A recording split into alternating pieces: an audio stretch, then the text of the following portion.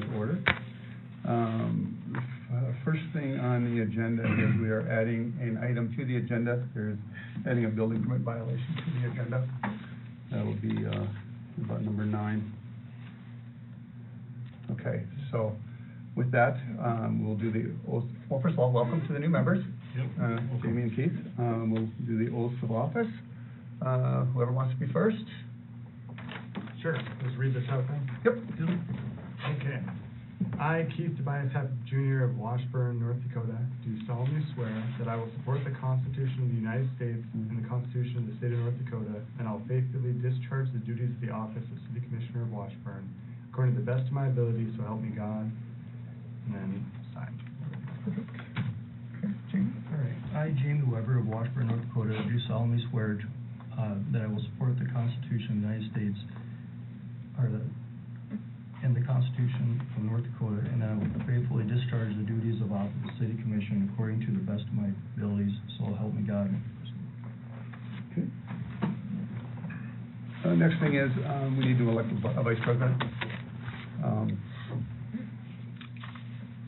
Tim has been on a commission many times. He's been a president of a school board. I think Tim would be a good choice. Plus, he's always around in case we need to sign checks and stuff like that. So, I mean, what's the other thoughts? Yeah, my initial thought was Tim as well. Don? Okay. I'll move that we appoint Tim as vice president. Second. Okay. Tim? Yes. Jay? Yep. Yes. Yes. And then, so I'll make a motion that we also add Tim's name to the bank account so we can sign checks and things like that. Just need me to go to the bank and sign a signature card then? You will have to. Okay, you can just let me know when it's done. So I made a motion, we'll need a second. Second. Okay. Oh, I thought we did. No, this was another motion. Oh, I'm sorry. We have to have this in there, otherwise the Yep, bank won't allow yep. it. I You know, understand. so, discussion on that? Tim? Yes. Jamie? Yep, that's what. Yes. Okay, yes. Can I stop you right there real quick? Yes. I don't know if they need it, but do we need to make a motion to remove Colin, or can we just remove him from our signature? We'll make a motion to remove Colin Severson from the signature of the bank. I'll second it. Discussion? Tim? Yes. Jamie? Yes. Yes. Okay. That's a good point. Just in case. Yeah. Now we have our appointments. We have auditor, attorney, fire chief, assessor, and engineer.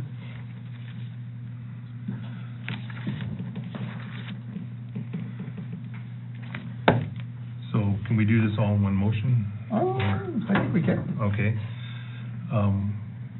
I guess I would so move to stay with our current auditor, attorney, assessor, city engineer, and fire chief, which would be Chelsea Brandt.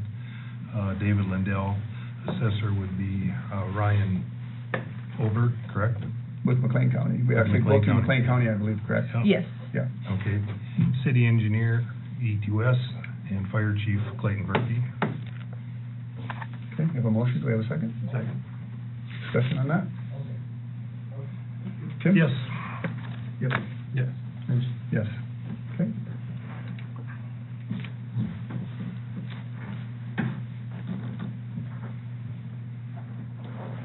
Excuse me, there, I have to grab a pen. Oh, that's okay. Would you give me one too, Tim? Yes, sir. Thank you. Unprepared. I know. That's okay. Yeah, pencil. Okay, so now we have the portfolio assignments, and I had talked with everybody, and got together and sat down, and so our portfolio assignments are streets will be myself and Keith. Water and sewer will be Tim and Don. Police and fire will be Keith and Jamie. Buildings and grounds will be Jamie and Tim, and finance will be Don and myself.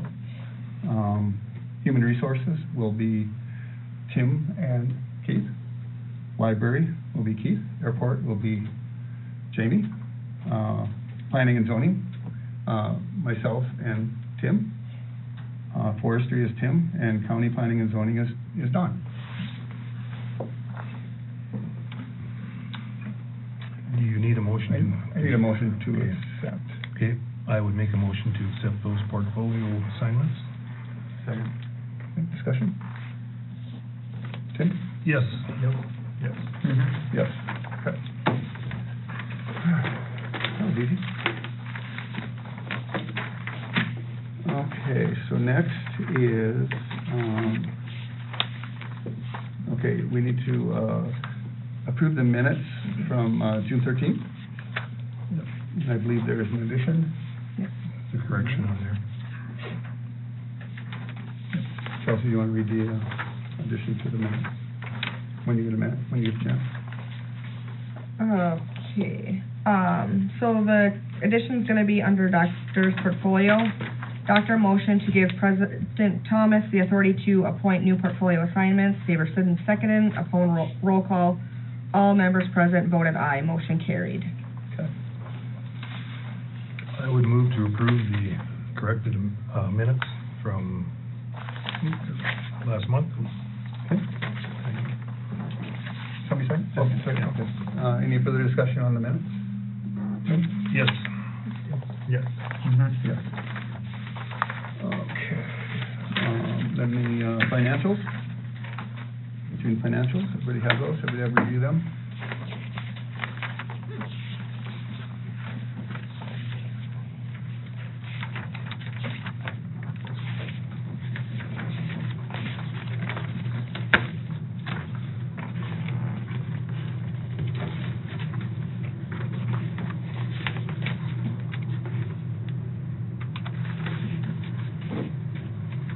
There's a few balances that we need to, continue to work with, but, I mean, it's been an ongoing thing. And we're, little by little, we're narrowing it down, so it's getting really close, so.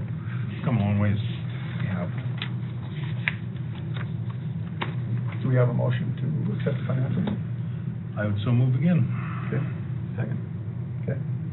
Any discussion? Tim? Yes. Yes. Yes. Yes. Okay. American Legion. Come on up, guys. Yeah, come on up. Heck yeah, that's why we put the chairs there. You're the only guy I haven't met this. Oh, is there Keith? Pleasure to meet you, I'm sure. Hey, Dane. Keith. Terry Dwarshan. Don, Pleasure to meet you. and then I met you. Yes.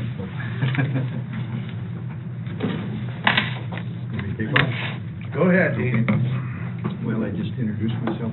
My name is Dean Bergstead with the American Legion. I'm the new commander. Excuse me, can we speak up just a little bit? Because sometimes the microphone's hard to Okay. pick it up, so, thank you. Anyway, the reason we're here, I think most of you probably already know, but the Legion has a plan to enhance the Veterans Memorial where that's sitting and turn it into kind of a city community park. And the existing lot is a little bit small, for what we got in mind. And so if we purchase that building next to it, in between the memorial and the Heddle bit, if that's how you say it, if we purchase that and tear it down, it would really enhance the room. And we went ahead and talked to several business owners on Main Street, and it just seems like everybody's almost excited about tearing the building down and enhancing that part of Main Street. So there seems to be a lot of support. The Legion is in a financial condition right now where we could support a lot of the monies needed for it.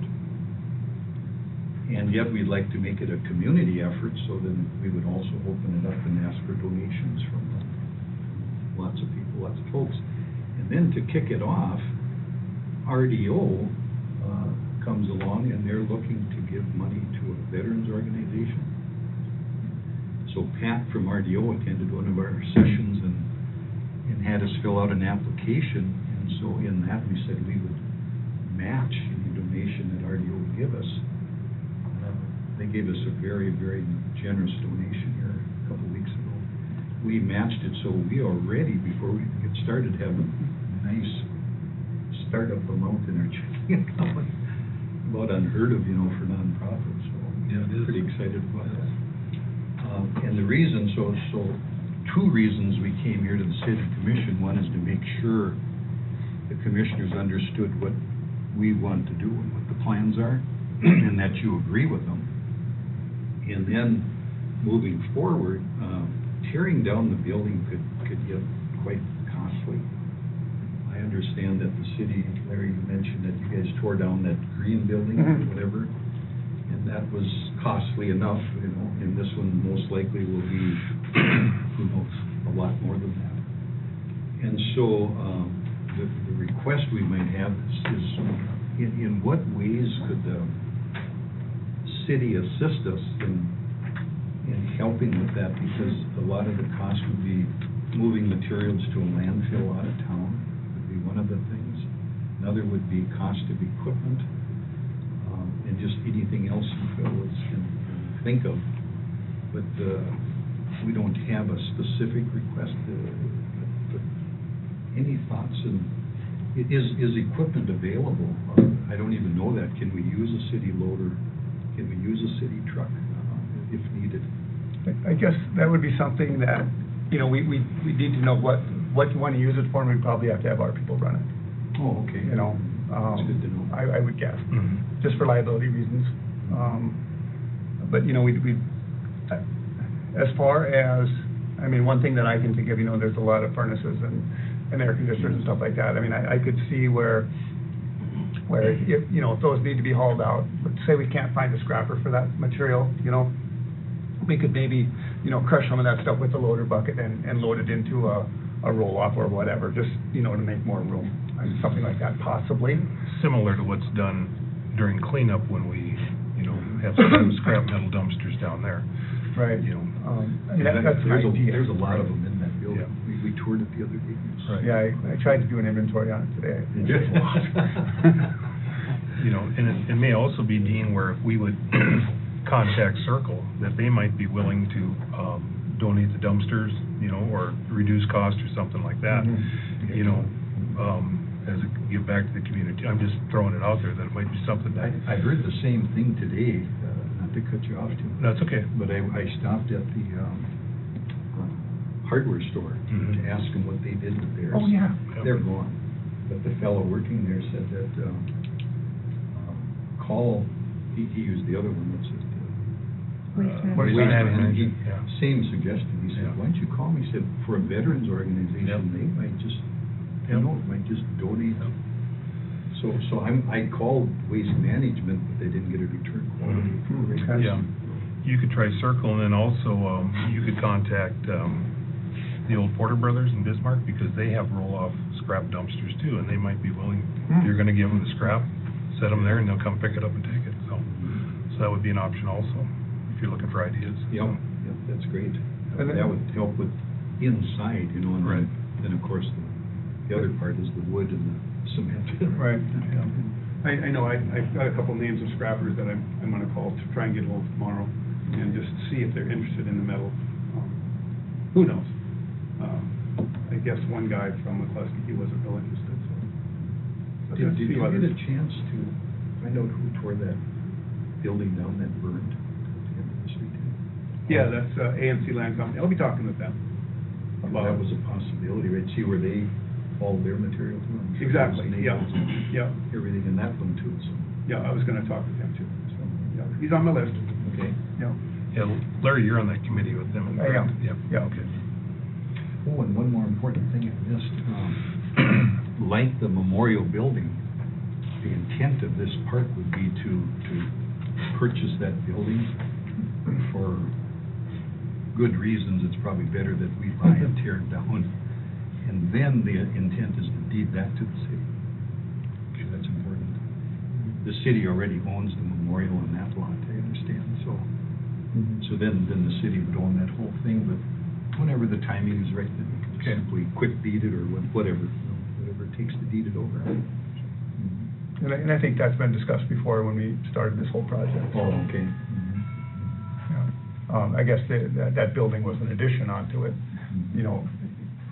not in the original plan, but I don't see a problem with that. So maybe, if I'm understanding this right, if we get to that point and we need a piece of equipment, is it best to come back to the meeting, or can I just call somebody? What's the protocol here, too? I guess we would almost need a request, Okay. you know. It depends what it is. I mean, if it's something really tiny, you need something just moved or something, it's a little different than tying it up for days, you know what I mean? Stuff like that. Yeah, with Larry on the committee, you know, he could be our contact person, but Mhm. I don't know how the other commissioners feel, but, you know, I think it's a good idea if the city can provide, you know, within reason, our people would have to run it because of liability issues, but payload or dump truck, you know, whatever. Well, If it would. that and workforce safety, just Oh, because okay. there was temporary insurance that we were paying for every year for Legion members, but that expired and was not renewed at the request of the Legion that I asked them, so then that would be the other thing, if they were hurt doing it, we do not have workforce safety on any of the Legion members currently anymore. That was working on our building though, right? Yes, Yeah. but Our building, our same property, so still this would be a with little different. that, yeah, and the equipment and, well, I guess it's still in their name, yeah, Yeah. but I wouldn't. That's why you almost need something approved by the commission, Yeah. you know, so that our insurance would follow, I would think, And at that time, then we'd probably have names, right? who would be running the equipment, or if the city would do that, or... I think it's something we could figure out. I Yeah. think. One example I can give you is I talked to a local farmer, I don't want to mention his name, but if we can't find anything else, he would be willing, because it's a city project, he wouldn't want to do this for personal, or he would allow us to haul the timber out there with the nails, Mhm. and then over the winter burn it. Okay. But he would like to talk to the truck driver. Right. Well, yeah. Well, I know your original request was to, you know, be putting the lumber down here.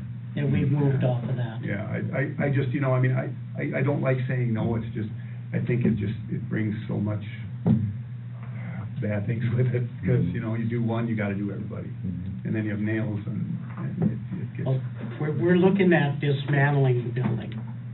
We have someone on tap that will recycle the metal, the tin roof, as much of the 2-bys and 1-bys that they can. And the only stuff that's gonna get landfilled or burnt is what's not, what breaks. The rest of it, we're gonna try to recycle everything. And we're going to try to move the Merle. We don't know if that's possible, but we're gonna try. And that's the McLean Museum, what it's called. They get to decide where they want it. But okay. All right. I just wonder if if a guy would want, it depends how much you're gonna tear it down, but if a guy wants something with some run flat tires or something instead of, you know, you're talking about tearing it down, but what would you use the loader for? Because wouldn't you want more of something with a grapple if you're using that payloader or something, or? I don't know if we would, I would think that if they're gonna haul it out to somebody's field, is that what you're saying, somebody's field? I don't know if we Like would, as you're loading it up and stuff I don't know if we like would that. use our trucks and load, I don't know if we can, I mean, I don't know, it's hard to say. I think the scrap's gonna be loaded manually. Okay. And the sheet rock, we're going to have to landfill. We're gonna rip that out, throw it in a dumpster. The metal, we're gonna recycle. The timbers, the wood, there's a lot of 2x8s, 2x10s that we're gonna recycle those. Oh, sure. So it's not like the typical just go and tear it? Well, the one option was to hire somebody to come in with a big track hoe with a claw and just tear it down. And we think that's gonna cost $100,000. We're reluctant to spend $100,000 to tear the building down. Mhm. Okay, so the process we're trying to set up we hopefully can get it done for 50. You know, it's gonna take a little longer. You're gonna have, people that will tear it down. A lot of buildings have been dismantled for the recycled lumber, and that's the route we wanna go. We're not even really that crazy about spending $50,000 to tear it down, but it's a lot better than $100,000. Sure. I was just wondering, instead of taking the loader in there and tires are expensive, maybe get something with tracks and a thumb or. We wouldn't take the loader in there. No. Yeah. That would not happen. Yeah. I was just- Well, see, there's, So- we probably wouldn't need that until all the wood, all the metal, all the sheetrock is gone. And then but Chris has a place for the cement and the blocks, if that's all that there's there. So that's another reason to dismantle it. You know, and basically what's gonna be the biggest problem to get rid of is the broken scrap lumber. You know, short pieces, that kind of stuff. Okay. I guess we need to move on, but, Yeah, I guess when I was talking about the loader, excuse me, Jamie, I wasn't talking about knocking the building down. I thought that, when I was, like, Adam uses it to load scrap metal into Oh, sure. dumpsters and Yeah. stuff like that. Yep. You know, you drive it up there, they load everything up by hand, he goes and dumps it in there, but, no, we don't wanna tear it up or Yeah. get a bunch of flat tires, so. Yeah, so I probably misunderstood there, I wasn't clarifying myself, so. No, yep, I understand. Yeah, oh, but I would say, I mean, if you need a request, I mean, like I said, I'm on your committee also. Yeah. You know, you can go through Larry. go through me, and then. We weren't- We weren't asking for the loader to tear the building. Right. Right. Like, Yep. but there's beams in there, there's metal beams, Mhm. fairly big metal beams. So if we load those, it'd be nice to have Right, equipment for a couple hours yep. to load the beams. Once they're out of harm's way for the loader and set out where a guy can pick them up and put them in. Yeah. You got somebody that's gonna recycle all that stuff, Mm-hmm. all those beams and everything? Mm-hmm. Okay. All right. So maybe we can just wrap it up by saying this would be a win-win, I think, for everybody. We'll try and do what we can. Yeah. I mean, you know, like I said, we gotta. The city can support it, would really be appreciated, I think, to keep the costs down, so. Okay. Yep. So thank you for your time. Thank you, guys. Thank you. We'll be back. Are we staying or are we going? I think we will. David Jeffries. Come on up. You pull your back. I guess you can stay there. Okay, David Jeffries, I'm from Garrison. What I would like to present to you folks this evening is an idea that we've been looking at for a Dairy Queen in Washburn, North Dakota.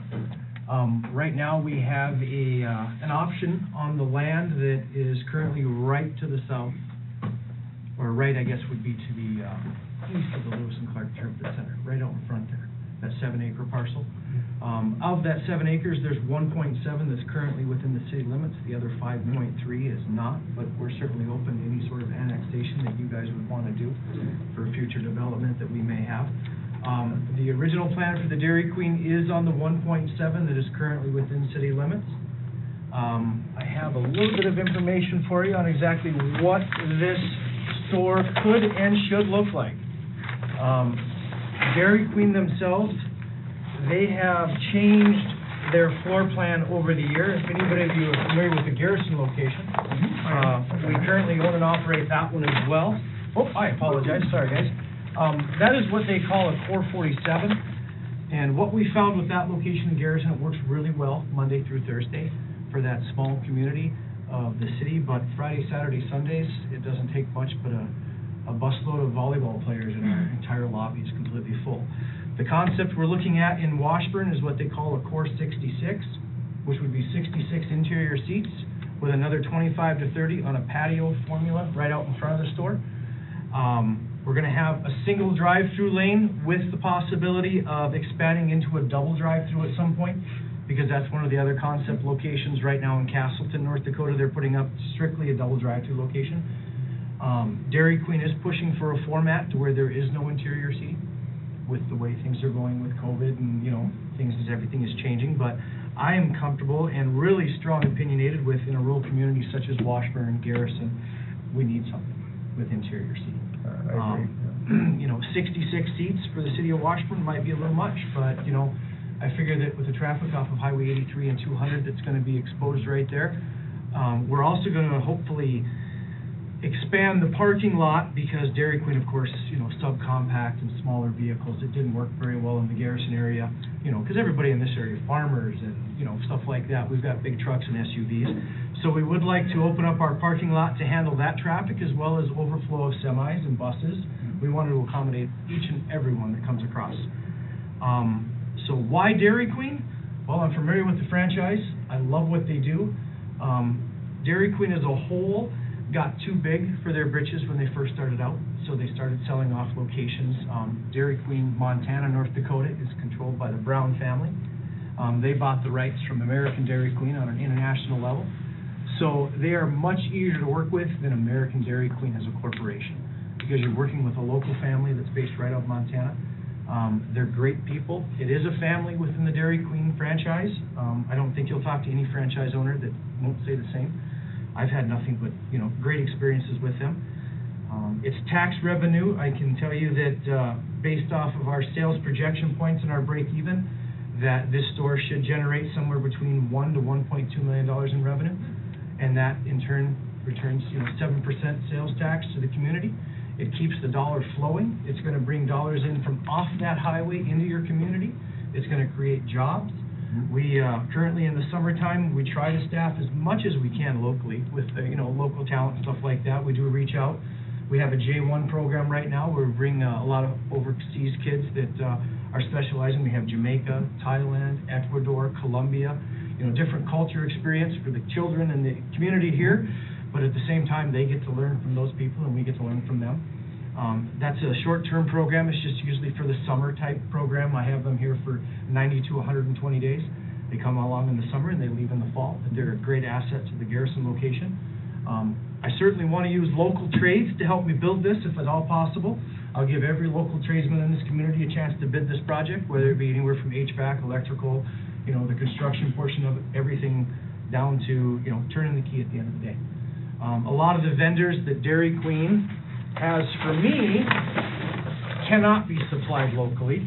This is a list of all the different vendors that I have to deal with because they, you know, equipment packages, exterior, eyebrows, lighting and stuff like that. But the vendors and the contractors that we would hire locally would of course get, you know, all of these designs and we would go from there. Sure. This is what we've got planned, like I was speaking a little bit before the meeting started, that the cost to borrow money right now is going up every day. You know, we might have to look with some private equity. We do have future development plans for the rest of that 7 acres that we have right there. We have not purchased it. I'll tell you, we have an option. It is due at the end of October. I have to make a decision if I want that 7 acres or if I'm going to let it go back to the land. So even with that being said, if the Dairy Queen itself is not a go, just because, you know, we're looking at possibly, I tell you, a Core 66 like this is just about a $2 million project without the cost of land.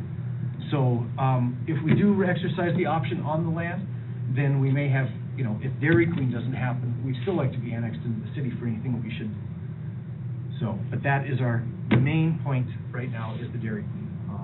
I do have some other businesses in the area that I do know that would like to, I might subdivide the remainder of that acreage.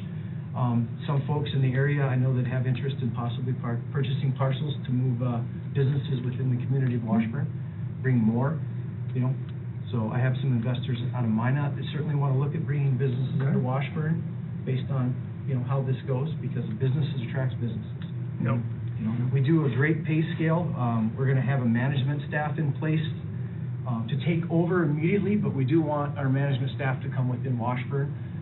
Right now in Garrison, we just implemented we've got a Blue Cross Blue Shield benefits program, an IRA, retirement plan for our full-time people, so paid time off, vacation. So, you know, it's a career opportunity for those 3 to 4 people that, you know, are going to be in the management staff of things. But, you know, your summer help and stuff like that, you know, that's seasonal. We also do what's called a college bound program for our high school students. They can earn up to $15,000. That comes out of the profits of this location, not of Dairy Queen as a whole. We have 4 students right now that are enrolled in in the program in Garrison. Every quarter, their parents get, updates as far as that goes, as far as what they're earning towards their college education. And if you ask any high school student in Garrison, you ask the superintendent, Nick Clemish, who's the biggest donor to their high school, it'll be Garrison Dairy.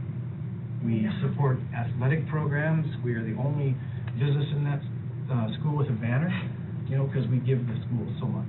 I mean, we earmark thousands of dollars to that community every year, and we're willing to do that here in Washburn as well. So. When would you start building on it? Well, I've got the blueprints here. I'm having a little trouble getting people to print them out because they sent them to me in the wrong format. But in order to get my budget put together as far as what the final numbers are going to be, I have to get these out to my different trades. And they're going to have to put their proposal together. Would it be 30 or 60 days before they can get me a bid back? And then, So I'm looking, if I'm going to do it, I want to break ground this fall because I want to get it closed in so my guys can work all winter long, getting it ready to go, and then we open spring of '23. Is what I want to do. So what you're looking at is, you want to annex part of that into the city, is what you're Well, the saying, 1.7 that I want to put this on is already currently within the city Right. limits. Now, if you guys want to annex the rest of that and start that process, that's fine with me.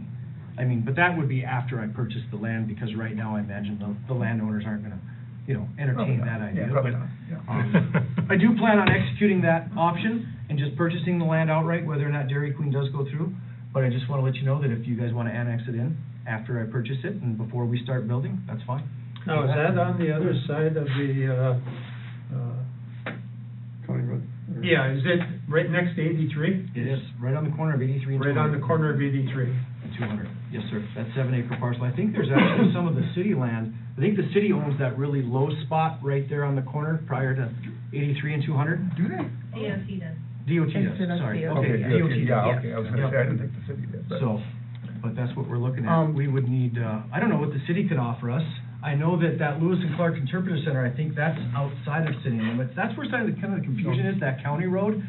The utility easements, some of it's city, some of it's county, and Yeah. stuff like that. So I was kind of hoping that maybe you folks maybe have some answers for me on the utilities over there. The interpretive center has been annexed in. It has been, is Yeah. a strip annexed along that? No, oh, yeah, Because I know just to the right of the DOT portion of it, the back portion of that 7 acres is not within city limits. right. That's county. I can't say off the top of my head, but, Okay. the thing is, you would need water and sewer. Yes, and I've looked at those utilities, they're right across the street, we just gotta come right underneath that road. If we could bore underneath that, The question is, do those utilities belong to the interpretive center or not? they do not, there are easements in there. I've done the. Oh, there is, I've okay. done the research. Okay, There are I- easements, I- Otter Tail has an easement through there, MDU has an easement through there, WTC has an easement through there. Yeah, there's all easements through there. Okay, I thought the water and sewer, they owned those.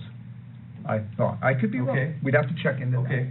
Yeah, we need to check into that. Did they pay for the infrastructure to come into that facility, or Yes. did the city No, they did. aid them? Okay, well, then they would own that, similar to what the situation in Garrison is right there, with the Dairy Queen that I paid Yeah. for all the infrastructure there. So we would. a septic system in, Larry, the interpretive center? No, they have sewer. They have sewer over there? Mhm. Okay. They have water and sewer. Yeah, they paid for all that. They paid for all that? Mhm. Okay. Okay. We'll have to check into that. Yep. Who owns that? We have tried looking into that, but I think I was told we needed to do a title search on everything because the easement access shows Otter Tail and different ones, but the water and sewer is nowhere Yeah. in the paperwork. Yeah. I ran into the same thing in Garrison there, that Memory Fireworks, he wanted to tap into the sewer and water that I paid for when we built the North Shore Inn Suites. Well, for him, in order to do that, I spent $150,000 for that infrastructure. He's gonna have to come back and pay me X, which is $75,000. And then the third person that comes to hook up to that, then we split it 3 ways, 4 ways, 5 ways, because now, according to the city, they said that, and I know this is not correct, because I did some research on it, once the utilities go on the ground, they own them. But Who owns them? City.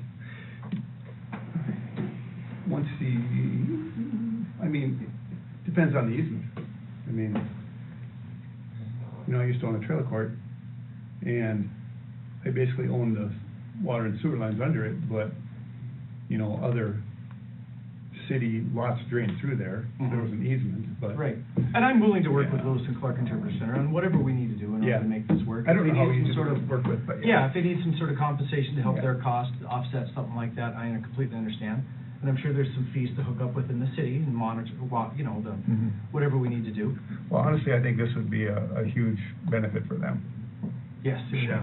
It really, I think it's been a great benefit for the community. I Yeah, well, understand absolutely, there's- that too, yeah. There's gonna be some competition. I know there's some local business owners, just like when I moved into Garrison, they, you know, they didn't really care for it because it took a lot of money out of their restaurants and employees from them. But I think overall, I think the community could really use something like this. I really do. Mhm. You know, it's got everything. It's got a great diverse menu. They're always changing products, you know. What other questions do you have, or do you have? Any sort of landscaping requirements within city limits that I need to be aware of? I mean, you've seen the Garrison location, if you guys are familiar with that, and if that's adequate as far as what you guys would like to see, if you guys like the way we're doing business up there, I mean, this is gonna be very similar to that, just, Yeah. the concept, the building concept is completely new. I mean, it's Mhm. gonna look, it's really modern. It's not like your Dairy Queen you see in Garrison, it's not like the old, I mean, they change their models Right. every year. You see some of the old rooftop ones with barns, stuff like that. This is a new state-of-the-art model that's got a gray stucco exterior with neon lights on it, and, yeah, Hmm. it's definitely more modern. It's gonna be a drive-through too? There will as be a well? drive-through, certainly, yep. And what are your hours gonna be usually? Right now, I'm considering the same exact hours that we have in Garrison. Our summer hours right now are 11 a.m. to 10 p.m., and we try to extend that through the football season, you know, because those late-night games in October. But then after that, you know, we usually shut her down around 9 o'clock. That's what we do in Garrison, 9 o'clock. And if we're really short-staffed, like we kind of were in the spring of this year, we did cut her back to 8. But we've never closed any earlier than 8 p.m., ever. Yeah, So, that's nice. And I think that's something Washburn needs to, you know, Garrison needed to do, the streets roll up and there ain't nothing there, you Right. know, so. So, you know, as far as like the water and sewer, I think we can maybe look back in some minutes, about the time when that was built. Right. Because I worked for the city back then, so I Okay. could probably narrow that down. Specifically, finally got it out. So you want us to, is there anything you want us to pursue outside of just information, or is this just information for us? Just more or less information for you guys. Does the city of Washburn have any sort of interest rate buy-down programs that, you would be available to offer? If I was to go with some sort of a private finance or something like that, or maybe even, I don't know. Does Washburn Life do anything like that? I don't even know. They will do the, like storefront, but for new businesses that come in, they can get, is it max 5,000? For the storefront there, but I don't know if they still do the loans like Waida did. Yeah, I don't know about new business, because when it was Waida, they switched over and closed out to Washburn Life, but I know new businesses that came in could get up to like 5,000, but then it was, it's a loan, so Mhm. it is repayable back to Washburn Life, but. Right, okay, yeah. When we did the hotels in Garrison, they did an interest rate buy-down. If our rate was 5 points, then the community of Garrison would buy it down to 3 points and let us ease into that other 2 points over a 7-year schedule. And then at the end of that 7 years, they pay the 2% over that 7-year schedule on our loan. And that would ease us into ours after 7 years. They would fall off, and that would give that small business time to absorb that increase in that rate as you're going A along. little bit of relief. It does help a little bit, you know, because, you know, on a big project like this, when you're looking at, you know, $1.8 to $2 million, you know, 5 to 6% interest, that's a heck of a lot. It really is. Yep. Over the life of the loan. So, What about that, what is it, what's the word? You know, can't think of the word. You know, where you don't pay, your taxes are reduced for like 5 years or whatever, what's that called? yeah, there's gonna be some tax breaks, incentives Yeah, from you guys tax too, as incentives. far as, you know, the sales and use side of Does the city things. And do that I'm not for gonna ask for businesses? that, though. I'm not gonna ask for sales Well, and use tax breaks. I'm not, you guys. They did for, Property River tax Ag. breaks. Oh, They did do you? property tax breaks for River Ag and Yeah, stuff like yeah, that? yeah. Yeah, So that'd be something to check into. okay. That would be completely up to you guys if you, I mean, that's something you guys would have to vote on if you wanted to give me some property tax breaks. Well, that's something you have to like that, apply for, you know, Yeah. so, yeah, but- Yep, but, property tax incentive. Doesn't that go to the county for approval? It goes to the county in here, and I think it. Because the city, the school, and every entity that draws from that tax dollar has input into it. Right. But I think the final decision, I may be wrong, is at the county commission level? So, Yeah, Could be. we can check into it. Yeah, so. food for thought, Yeah. certainly. What questions do you guys have for me? I think it's a great idea. I think it is too. I don't know. Okay. I think you picked a great location at Crossroads. Plus, Yeah. you've got, you talked about room for trucks, well, you've got room for trucks across the street FedEx is there. right there. Yeah, And, well, you've also got the Lewis and Clark Center, which is, rest area and that type of Yes. thing too, so. On the Dairy Queen side of things, a couple years ago, the co-op did look at something like this. Mhm. So the site has been approved, so, informal. And, Yeah, I've been waiting 2 years. my contact at Dairy Queen said that, he's on, what Dairy Queen does is really weird because from more or less middle May till the end of August, they don't do any new franchise development. If you wanna come build a Dairy Queen, you can't talk to anybody at Dairy Queen till the end of August. They won't even look at you, they have a blackout period. So the guy that I'm talking to, he's on sabbatical for 2 months because they can't talk about new restaurant development during the middle of summer. I don't understand it, but, he did say that the end of August, when he gets back, he says, you pretty much got site approval pending, so if you start moving dirt before I get back, let me know. Wow. So, One level only, no basement? I haven't decided, my Garrison one doesn't have a basement, I just built I just bought a shed for it. Really wish I had a basement underneath that thing, I really do. So, yeah, what's your guys' water level like up here? Depends where you're at. Okay. Depends on the year. Yeah. Yep, so, yeah, that's kind of what we're looking at doing. So, if you annex in, you need city water and sewer. Correct. If you don't, you can have rural water and septic. So it's kind of, But you want your 7%. well, of course we do. And I want to give you that I'm 7%. just saying, You want your 2%. Right. You want your 2%. But, yeah. Yeah, we would love to have it annexed in, absolutely. Yeah, So. well, that 1.7 that I want to build on is within city limits right now. Yeah, and that's why we need to, check on the water and sewer and all this other stuff for you, so. Yeah, Let's see what we can come up with. okay, I'm pretty good at research, excellent. Yeah. so. Excellent. um, I'm gonna, the next coming week or so, I'm gonna get up to Staples and get several copies of these blueprints. Mhm. And I'm gonna be looking in the yellow pages for your local trades, plumbers, HVAC, electricians, contractors, everything. Yeah. Yeah. And get some bids put together and see what we can do. If you get a site plan and then you want to annex it in, it goes to planning and zoning, of course, Mhm. which all that. Yes, sir. So, And right now, currently, I believe we're zoned perfectly commercial. I don't know what your zoning ordinances say. If restaurants, Garrison actually had to, theirs was in heavy industrial for some reason, restaurants were, so they just moved restaurants out of heavy industrial and put it into the commercial zoning portion. Yes, now commercial would be fine, I'm sure. Yeah. Well, we appreciate you looking at Washburn. Yeah. So it's exciting, thank you. I appreciate you welcoming. Yeah. I really do. Yeah, very much. I think this would be a great opportunity for Washburn. My biggest hurdle is going to be employees. Yeah. That's everywhere, What kind of wages are you talking about? Right now, they're There making you go. $15 an hour. I thought it was you. $15 an hour? I'm having trouble getting. Sneaky ice cream. Yeah. Nobody wants to work? And I'm offering Blue Cross Blue Shield Platinum Package with 80%. I cover 3% IRA match, PTO, vacation. I'm still having trouble. So- All right, anybody have anything else for David? Thank you. All right, Yeah, thanks for very coming. much. Appreciate it. Yeah, We'll keep in thanks for touch. having us.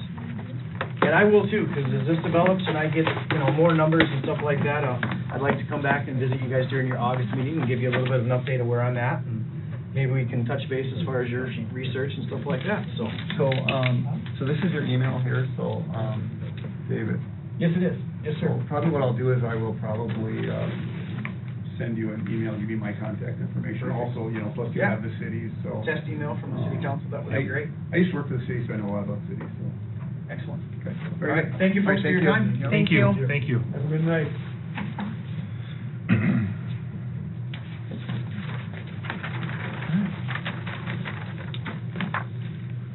We caught up, Chelsea? Yes. Okay, we have a building permit violation, Richard Berkeravich. Come on up.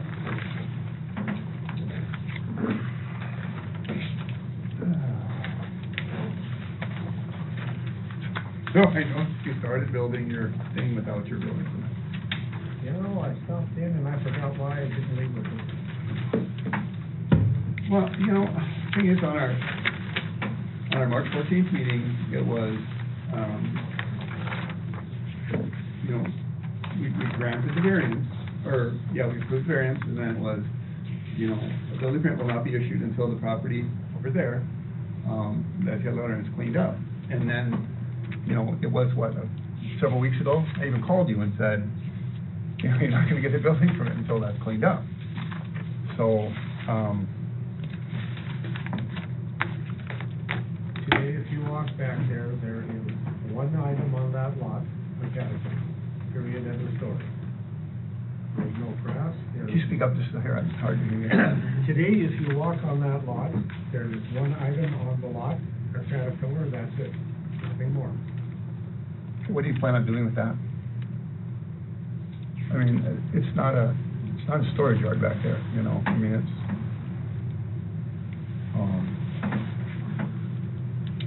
I mean, as far, does it run? Yeah, I pull started, I guess it was one. I guess that was the thing about cleaning it up, you need to get all that stuff out of there, and then, you know, like, do all the weeds, clean up the weeds and all the stuff around there, and, I mean, that was the idea of the cleanup letter. Yeah, I understood that if I cleaned it up and I put everything on 2 pallets, there were a pallet of siding and a pallet of flooring in line with the Caterpillar, cleaned all the weeds out.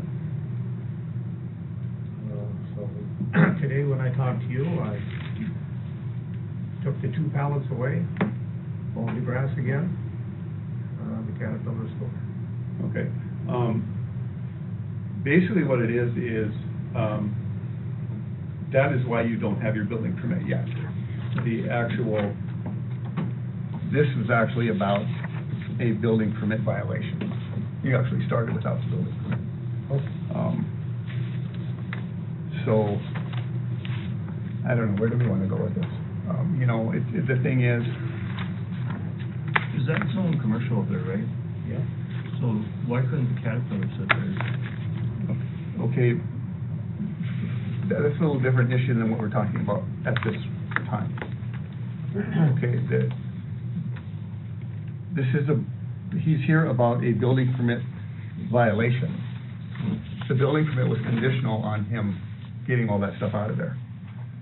I mean, it's not zoned as a scrapyard, so to speak. Right.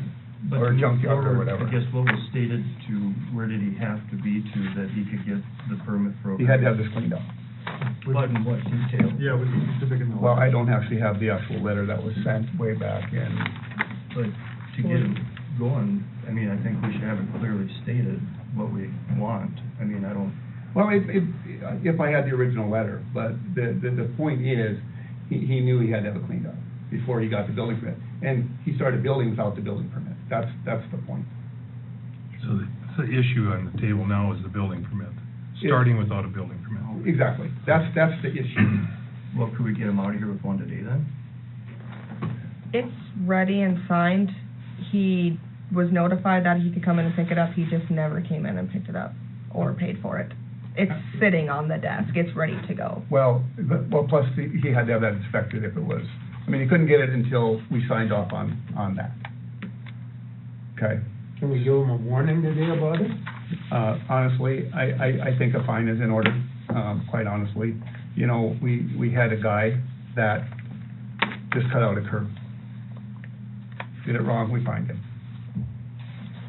You know, we gotta start finding people for stuff. You know, it basically, anyone who violates the provisions of the planning and zoning ordinance or fails to comply with any of its requirements upon conviction shall be punished by a fine of no more than $500 per day. I don't think we should fine him by $500 per day, but I think a fine, you know, just to say, hey, you know what the rules are. You know, it's not your first day, Richard, you know what the rules are. Yep, I stopped in and after notified me I don't remember why I didn't walk away with the permit, because they offered me to take the building permit with me that day, and I didn't do it. Well, Don't remember if why. you don't pay for it, you know, didn't Yeah. pay for it, then you wouldn't have it. I mean, but the point is, that was not cleaned up, so you wouldn't have got it anyway. Pretty sure I would've. They Well- offered to give it to me that day, I just didn't. Going forward, what would we clearly have to state $100, whatever that it you would was. have to do to get that, so we could move them on over there? Right, yeah, that's pertinent now, is the letter from before, is Yeah. what needs to be cleaned, what can the Caterpillar do there, 'cause that's the only thing there, would he get approved right now? I just remember hearing about the tin, is there anything else? Was it tin? There was tin on the ground, and I think he stated it was froze down in March or whatever like Right. that. So. I don't have the original letter in front of me. Right. Um, I think the first time what Jamie's talking about is that Richard had mentioned that there was tin siding that he would remove, but it was froze to the ground, so he couldn't get it picked up. Is that what you were stating? Yeah. okay. So what is that zoned over there, Larry? Commercial, I believe, isn't it, or is it a R? I'm not sure what it is. It's part of the bunkhouse. It's The one. thing is, the bunkhouse is a residence, and, you know, you just can't have, like, there were a bunch of trailers back there, unlicensed trailers. There was the Caterpillar back there, there was all kinds of trash everywhere, you know, and it needed to be cleaned up, and that's, It was stated in the letter. Do we have anything in city code that states how you have to keep your commercial properties, or what you can put where or not, or? there is a, I'm not sure which ordinance it is, but we sent up a bunch of cleaning letters, which everybody ignored, and we're trying to get more stringent on those. The original round of letters had specific pages from those codes were sent out with the letters. I would say we'd almost have to look at that and then just, do that and then clear them from over there, one way or another, so we can, if that's the issue, clear that, and then we can move over there and give them this permit or whatever, so. Okay, that's, like I said, right now, we need to deal with the violation, and then we can deal with that. So whether we want to fine him or not for the violation is what you're saying? Yeah, And then the construction would have to stop until a permit was issued? correct? Yeah. And then from there, move on to the, Exactly, what we expect out of the property. yeah.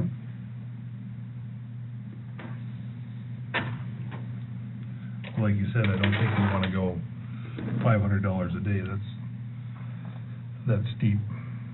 Right, or even just $500 one time, like, I would almost put forth, just to put this baby to bed, like, over the next 5 days, $100 a day, which would be the one-day fine of $500, and then just to get this done by the end of the week. So $100 off the top, starting there. Well, and when do we then- get to be, I'm sorry. But then basically to try and get this handled, because it's been like 4, 5, 6 months, and obviously there was a violation, so Mhm. action should have consequences, and that would bring in a consequence with an expedience to get this finished and done and put away with, get your building permit, get the thing cleaned up, everything's done, everything's great, things are worked out.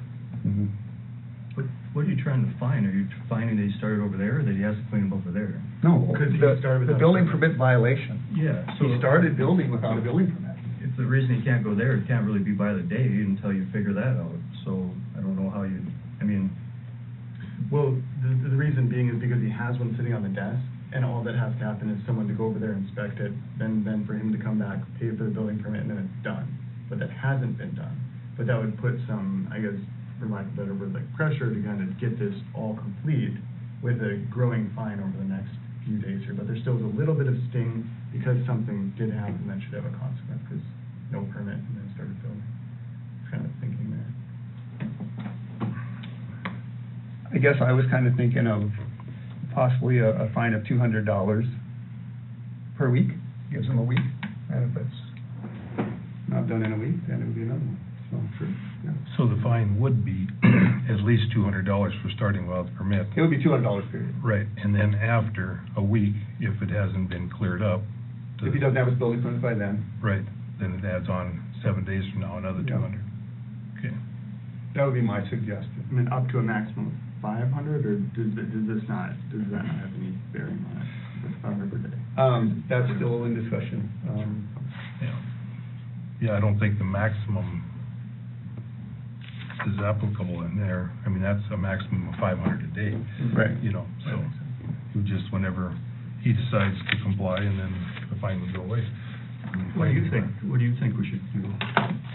I'd like to know what I can use that lot for. Yeah. I have asked this question before, I did not get a clear answer one way or the other. Well, what do you want to do I was informed there? that I couldn't have trailers that were unlicensed on that lot. State of North Dakota does not require every trailer to be licensed. So I don't know why the city of Washburn would tell me I can't have trailers there that aren't licensed. Trailers But you over did. a certain weight have to be licensed. But you did. So, We're just trying to clean up the town, Richard. I mean, you know, and the problem is, it's like pulling teeth.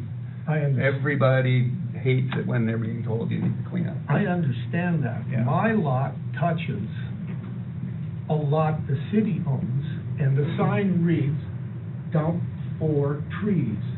Dump, the word reads, dump, and I touch that lot. I have a Caterpillar out there, I had some building materials next to a city dump. It's a tree pile.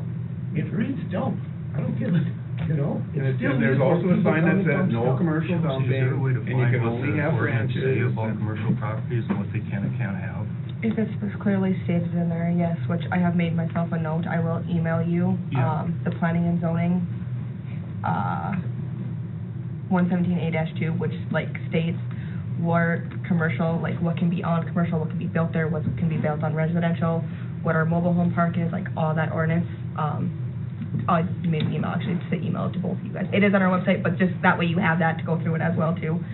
And then if there is, I don't know if it specifically states what commercial property can have in, when we do send out like these cleanup letters, of what's stated in there otherwise, but Yeah, I mean, I agree with neat and orderly fashion, but I mean, at what point do we have to just draw the line and just, you know, go off our ordinances, and if we need to adapt the ordinance, so it's not just going after an individual. So this whole thing is just because he didn't get a building permit, correct?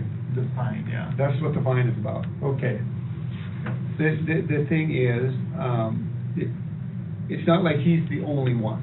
You know, we started an effort last year which a few people followed it, you know, and we're working on more properties. It's just, nothing happens overnight, you know.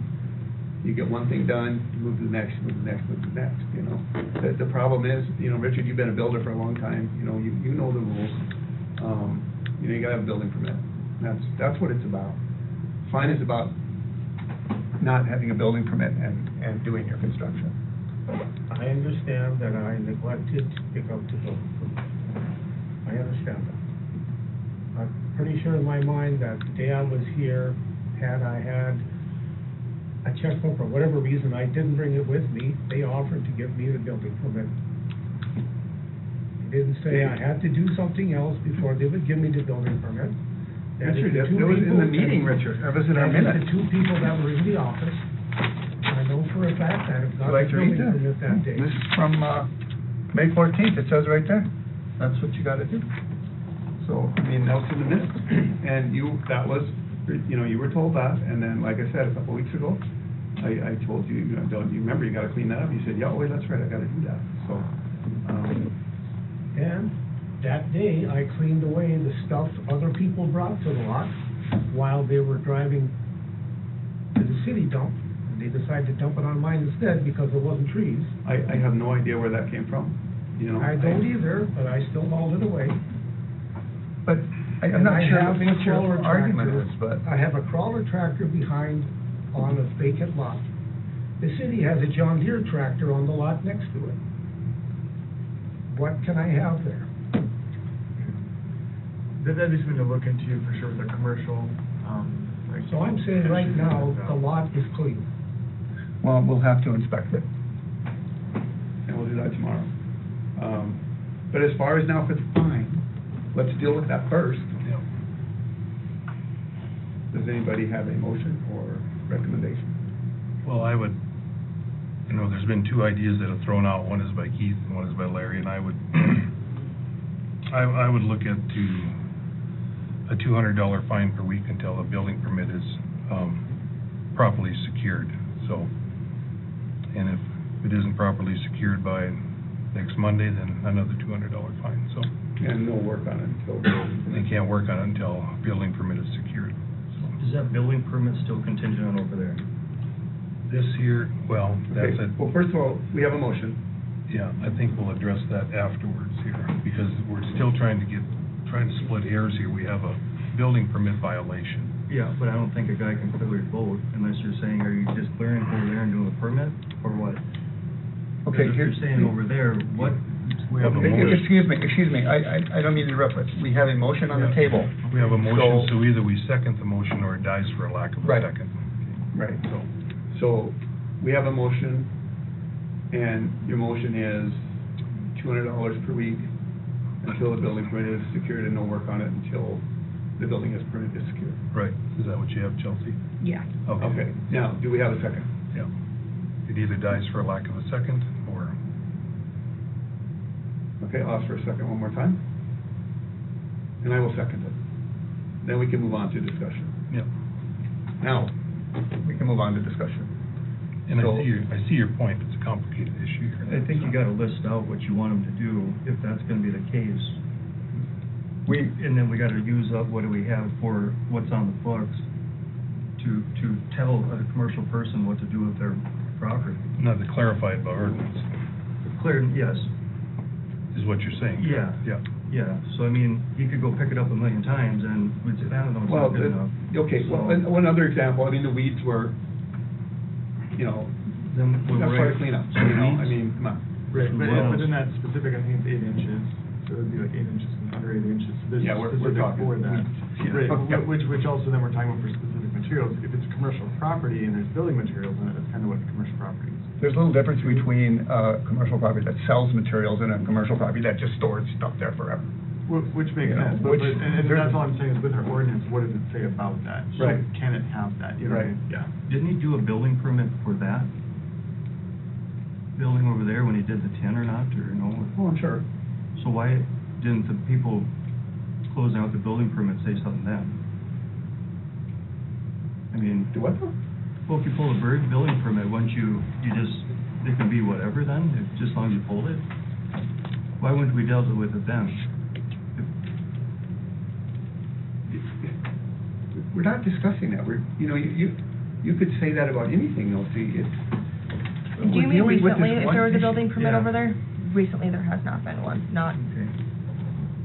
if that's what you're, asking. If somebody pulls a building permit and 3 or 4 years later, they haven't finished it, and there's a bunch of tin laying around, they're gonna get a letter from the city. It's not an open-ended building permit where you could store your siding there for years and years and never get it on.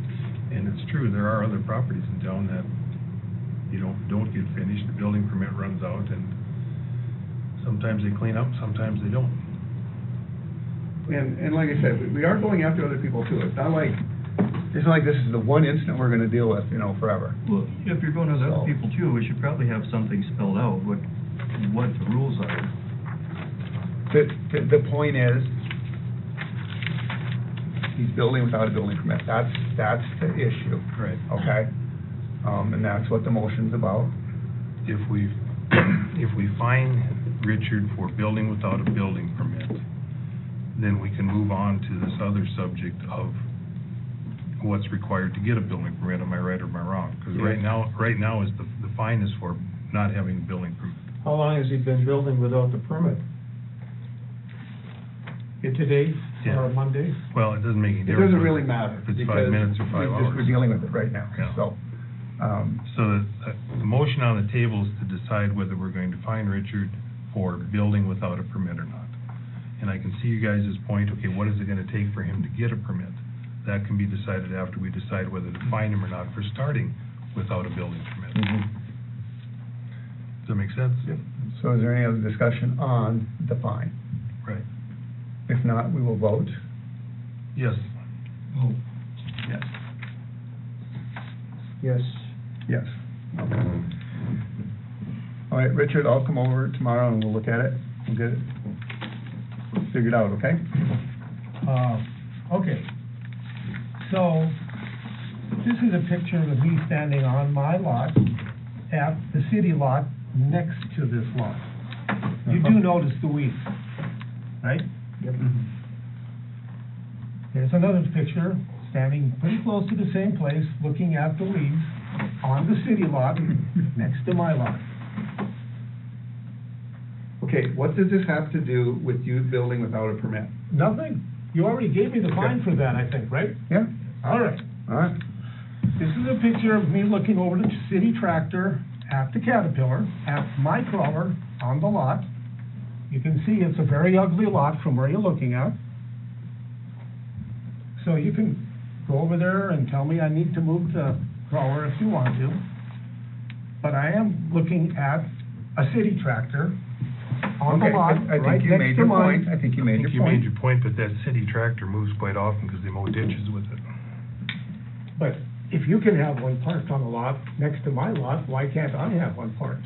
Mine is a 1935 Caterpillar RD4. And it's been sitting there. Caterpillar built that for exactly 2 years. That's the first Caterpillar diesel crawler built, How long has it been there? 2 years. The difference? Okay, so there's a 1928 Chevrolet pickup in somebody's yard 3 blocks away from here. Does that need to be removed also? Okay, here's the deal, we're not gonna discuss. discuss other people's properties, you know, we're discussing your So property. why would that one be allowed to be there and not this one? And maybe they've gotten a Okay. letter, and maybe they need, maybe they haven't, maybe it needs to be dealt with. Maybe it's All right. being processed. All right, we're gonna Who move on. Richard, I will come over tomorrow, and, we'll look at that, and we'll get it figured out, okay? So will I find out sometime what I can use this lot for? Yes, you will. We will try and get it, we will define commercial lots, find out what ordinance is. We can sit and hash this for the next half hour, and it's not gonna change anything. I understand that. So, but we gotta You get know, moving on, so. I've done absolutely nothing. I never complained to the city once when they used my lot to store all kinds of stuff for I And, don't know how many years. and we didn't know it was your lot, so, And I should point out and when we that, did, we moved our stuff off of it. and at this point, I think I'll point out that the Taylor cabin plow and sign are on my lot, and I've not complained about that yet Then either. talk to the Historical Society, that's theirs, so. Okay, we're moving on. Point taken. Okay, done. Thank you. Richard.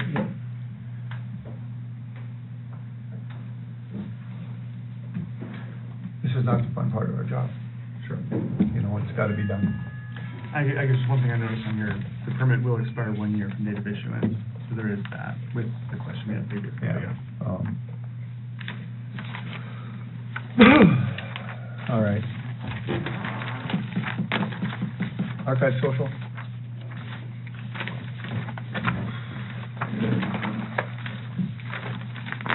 I included the handout kind of that went through everything on what it is, what it's intended for. More or less, it's, none of our social media is backed up or archived. Every, 5 seconds or so, this would back up, we just started. More recently, our meetings are streamed live, so they can be watched.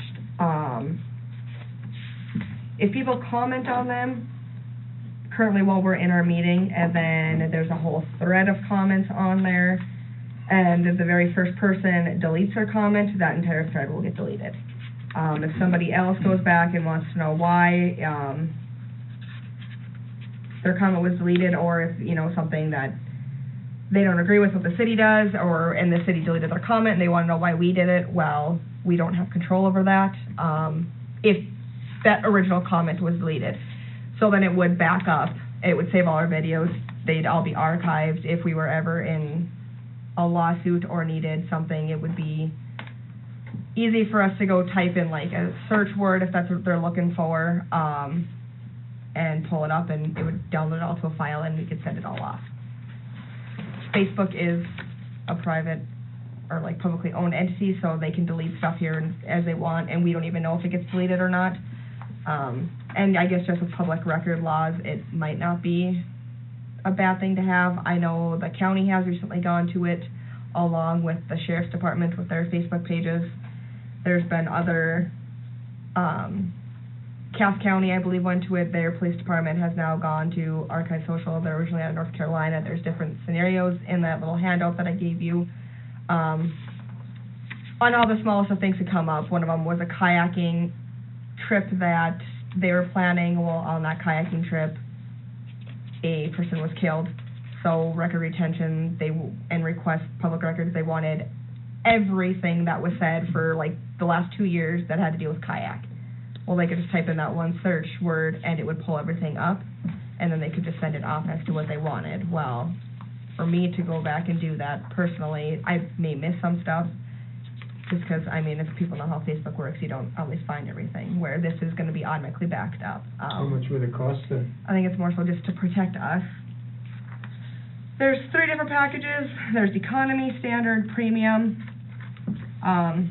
I believe we could get through with the economy package. It's $249 a month.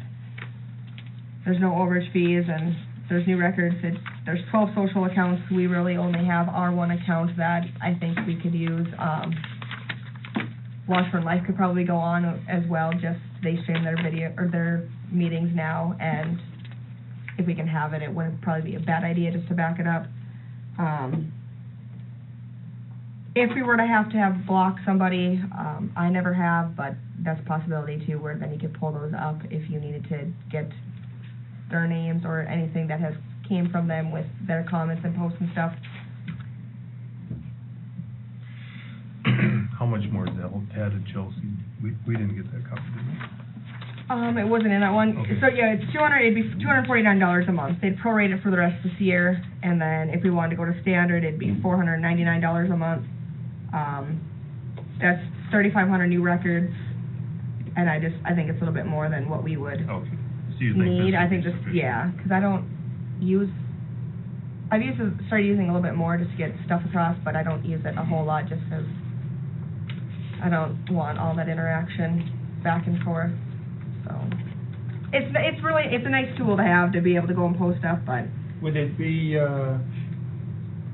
would we have to have a program then for you then to back it then, or would it be just on the network, as I say? it's done through them where then I could have a login on my back end to log in and to be able to pull all the information that I would need, but no, they're and they do all the backing up and they can go run it and stuff. Kind of so. for our own protection then? Yeah, it's just Okay. more or less like all our open meeting laws. It's same still then with You think it's the a good idea? commenting. Before, when they asked me about it, I didn't really think it was necessary, but the more that we use it, or with streaming stuff, and the way people are, I don't think you could ever be too... Too safe. Mm-hmm. I think they touched on this when we were in Underwood, didn't they? In one of the discussions. Yeah, I think they had mentioned that they just went to it. Right. And where we record our meetings, the county doesn't, so that's nice for them to have it, but I still think it's... Right. Because they can comment on it when they're live and stuff like this, where then what if there's a whole thread that we know nothing about, and then it ends up getting deleted, and somebody gets mad and says, like, well, why did you go and delete my comment afterwards? Where I didn't, it was the thread that was deleted, or per se. So my question, so like our meetings, it's run live, whatever, and then, everything we put on Facebook automatically gets backed up. You don't have to back up, and once our meetings are over, then It gets backed up. it's just backed up, and then if people comment, then that just automatically gets backed up, Yep, and so we don't have to do anything special. no. It's So as just, soon as we put our meetings on there, then it automatically grabs it back. yeah. And it's like archiving your email is just kind of like archiving your social media. So if we were to ever get any other social media accounts too, we could add that onto this, where really the only one we use is Facebook, but, It's almost like a cloud then, huh? yeah, kinda. It's a good idea. I just put forth some things I found, at least like legally speaking, so like country codes and that sort of stuff. For North Dakota Century Code and the 57 Open Records Manual, only text message private cell phone is required, as well as recording video text message in the Attorney General's Open Record Guide from 2021. I know that they say here anything, that any sort of thing that is stored or produced is then open record. That's what they say. But I actually spoke with Annika Lockhart, who's the Open Records Assistant for the Attorney General of North Dakota. And these are some notes I found from our conversation there. The observation is correct that there's nothing about social media in the Century Code. Any non-archival of social media posts would not be a violation of Century Code on open records. There's a small chance, but could be a violation of record-keeping laws, and that is something to discuss with the city attorney in the development of the social media policy. Because there's nothing in the Open Records Century Code, this would fall more into a First Amendment statute. If someone did an open records request for social media posts, it would follow the in-place policy. And if there was no in-place policy, it would go through the city. There was deleted comments provided with what is available. It's not a violation of open records law. This is a direct, well, all that was direct quote, which I read back to her just to make sure that I presented it properly. She said, if you do not have anything, you do not need to provide anything. That's what she said in terms of social media. And then also with Fargo, it's interesting, they said that they work with Fargo, but then on their website, I looked at what's required by the law, that they say at least, and they use Fargo as a bad example because of their social media policy, which is basically, the policy allows for the removing of content that violates content guidelines, but does not require records to be retained. So that's why they say it's bad, because Fargo actually has a specific policy where they do not require the retainment of records. But according to the Open Records Attorney General assistant person, basically you don't have to keep of social media, to her understanding, at least. Which would be a pretty good understanding, being the Attorney General. You would think, yeah. Yeah, right. Yeah, and that would be considered. Yeah. But from a searchability standpoint, it sounds very, very nice, like as a tool, right? But I'm just saying from a strictly legal standpoint, that's just what I kind of dug into, just a little bit, but. And in the scenario that Chelsea gave, I don't know where it came from as far as the canoe trip thing where they were looking for information, whatever, trying to lead up to it, would have nothing to do with the open meeting part. Or open records. Open records part, yeah, as far as a violation of that. According to Annika, yes. Yeah, what would fall under maybe something else that they would want us to provide, or whatever, so, and I don't know what that might be, but. Well, possibly a records keeping thing where we'd be in violation for not keeping records, but there's nothing that says we have to keep those records. But if there was a Century Code developed later or something like that, where you need to keep social media records now for whatever. So if we get a lawsuit and they say that they want this from them, we just say we can't provide that, and then they legally can't come after us? We make it correct. We make the full attempt to provide what we can at that time. So if anything's being deleted, this is the direct quote from her. If you do not have anything, you do not need to provide anything. So if you went on Facebook and you went back 2 years or whatever it may be, which would obviously be more difficult than the search tool, which sounds like a nice function, basically anything you'd be able to find is what we would have as our records. Anything that got deleted is not in our records because we do not have it. Does that kind of make sense? Yeah, but would we be liable for that then if we don't have those records? According to Annika Lockhart, no, you would not be liable. I mean, that's what she was telling me with this. So I have a question. So, okay, you said that if somebody posts and somebody responds to it and then the original person deletes, then it's all gone. How about if you, as the city, would respond to it, would we still have your response? No. That would be gone too? It'd all be deleted, as long as it's under that thread. Right. If it was its own separate comment on there, then that would stay. Okay. But the whole thread would be deleted. If it was a reply. You know what I'm saying about ours, Yes. if you made a comment. Yep, no, our it would comment still be gone. Okay. So the other cities that have adopted this or whatever, have they had a positive response for this, or? I haven't talked to anybody else other than, You said the sheriff in McLean County has it. yeah, that I know, McLean County went to it because it was on their, agenda, and they adapted it, whatever.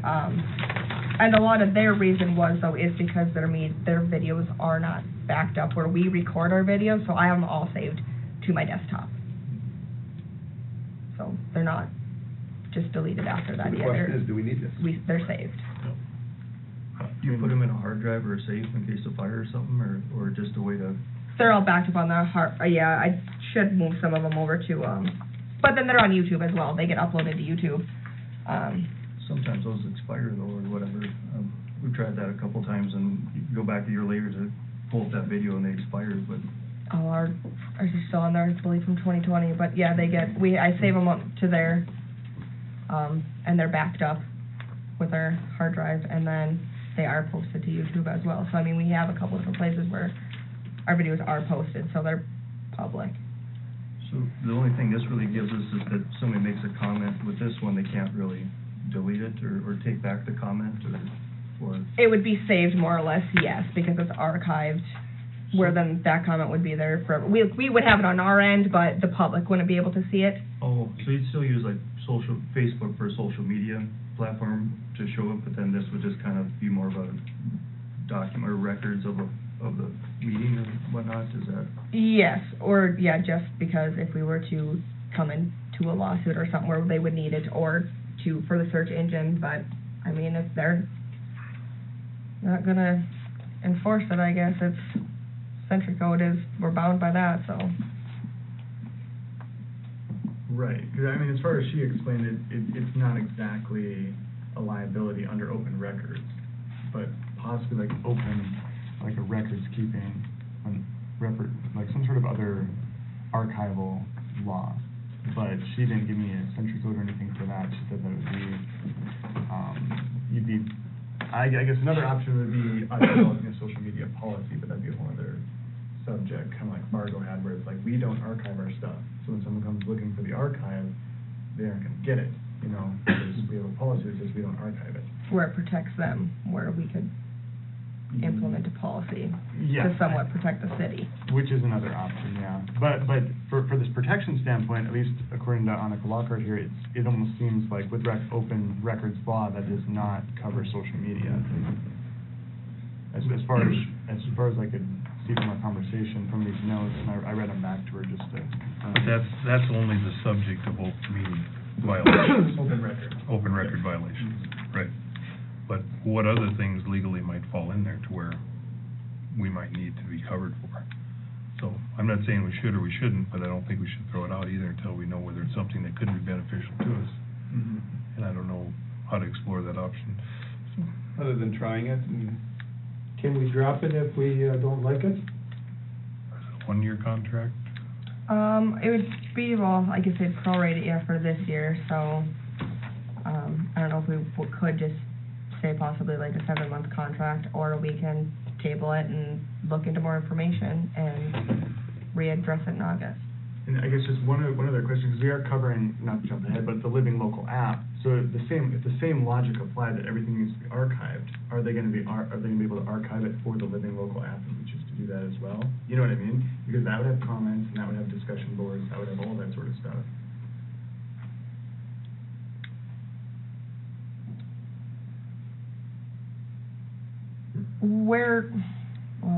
I guess, the Living Local app, there's not really a place for comments, it's more so posting, and it's for events, there's a calendar. Well, there's a discussion board and everything, job postings, and you can talk back and forth. Yeah, but we can control, I think, who can comment on that.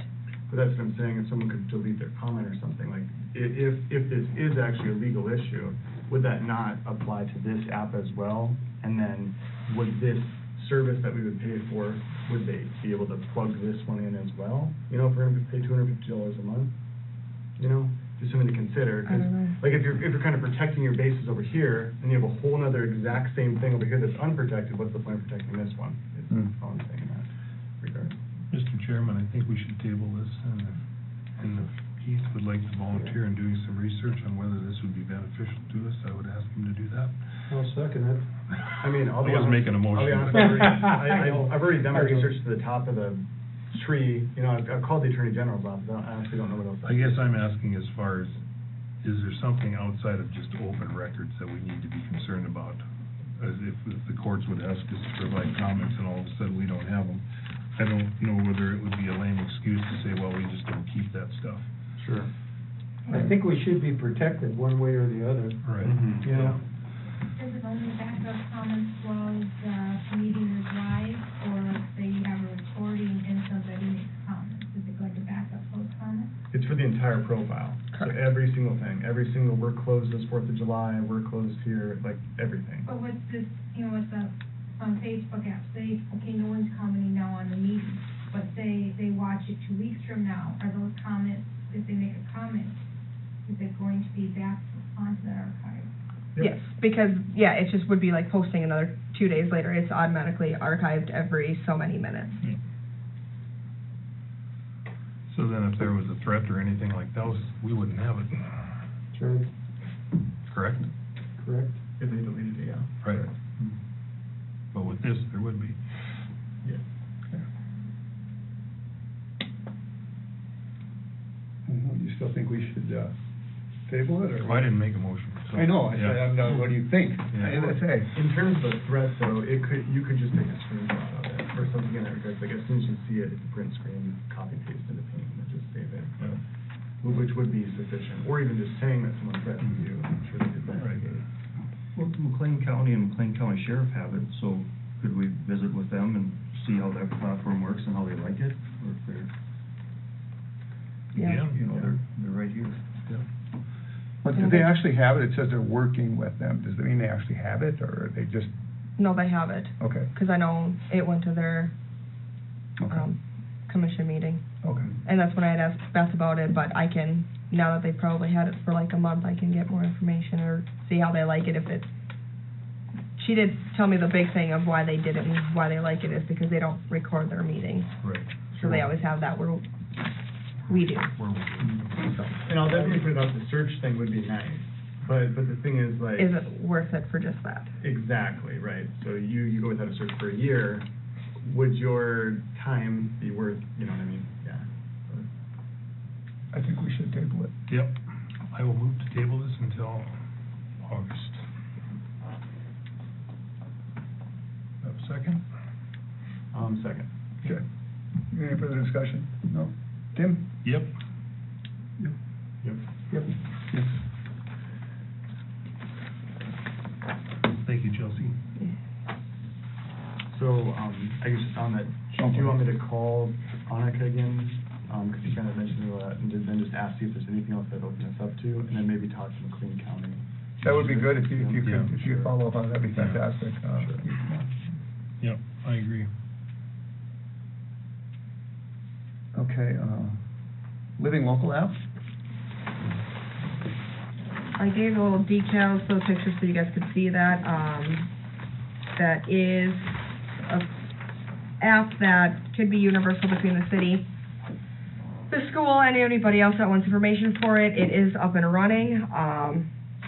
It can be downloaded. There's not a lot of information on it yet because it just got put up last week. So now we are looking on getting our Google Calendar set up, but it coincides with like the school already uses Google Calendar, so that will just get sent through. Same with that though, it's only going to work to the best of the knowledge that people give us information for us to be able to put it on there. The one thing I did like about it is that you can do push notifications. So say there is a water main break, we can do a push, if they haven't turned on, they can get the notification right away that there's a water line break on 4th Street. This, that's the nice part about it, but it's more of a universal app. Job postings can be put on there. They do have to be approved. There can be up to 5 admins, but they can go on there and post their job thing and send it through, and then it will have to be approved by different people. Can we, put our meeting agendas on there as well? Yes, That'd be a good place for it. yes. I agree with that. And it's gonna be more, just hopefully it can be more of a centralized thing. I know some people don't do Facebook, they could possibly do the app if they prefer that.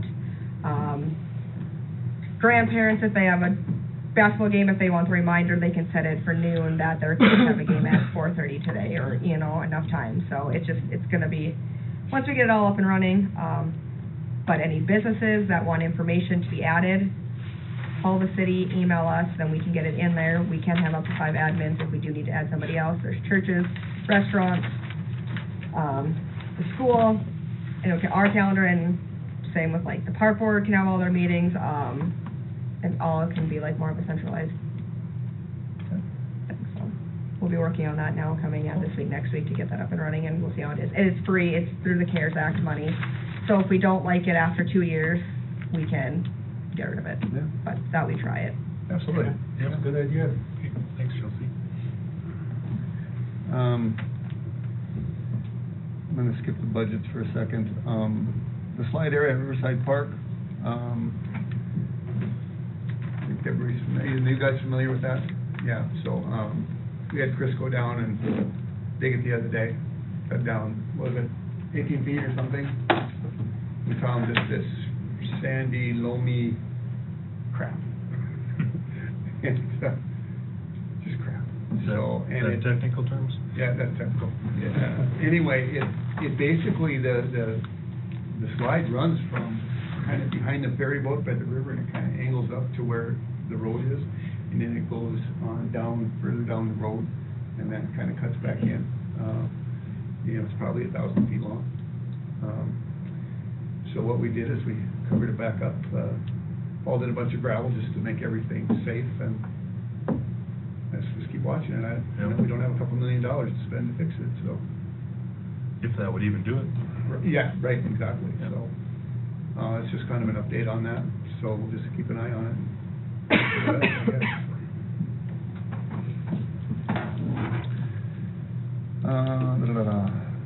Budget request, discussion.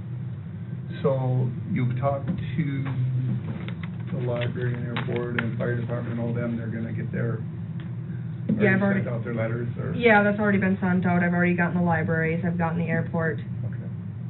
I think one maybe came back when I was on vacation last week, so I'm already getting a couple of those. Okay.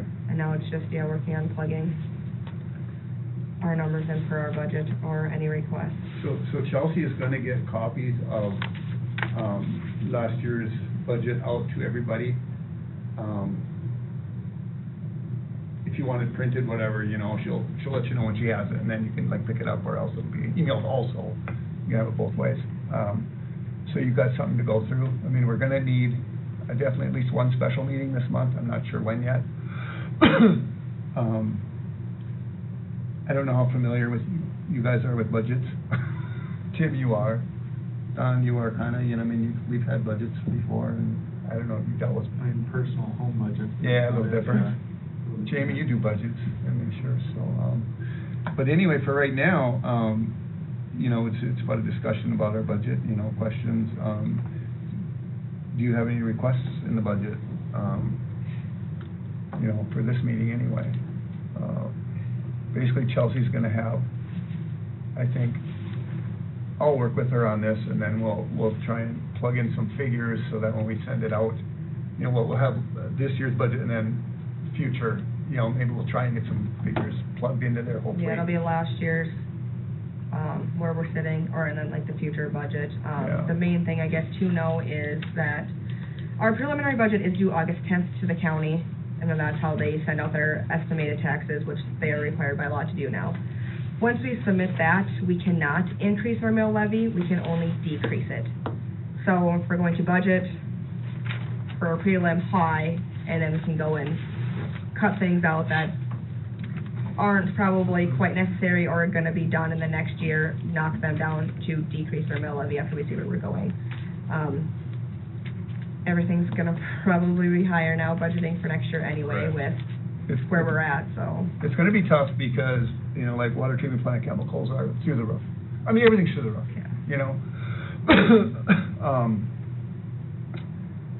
Yeah, who knows, you know, and I'm guessing that, you know, we get coal money, we get, you know, highway tax money, or Coal gas tax severance, money. coal and- conversion, oil and gas, state aid, cigarette tax, and the highway distribution. Right. And I can have revenue projections from the state that I get on how they're estimating those for the next year. Have you seen any of them yet, or not? Yes, I printed you out a copy, or emailed that copy to you, but I can print out a copy of. I don't think I read it yet, but, oh yeah, you did. Anyway,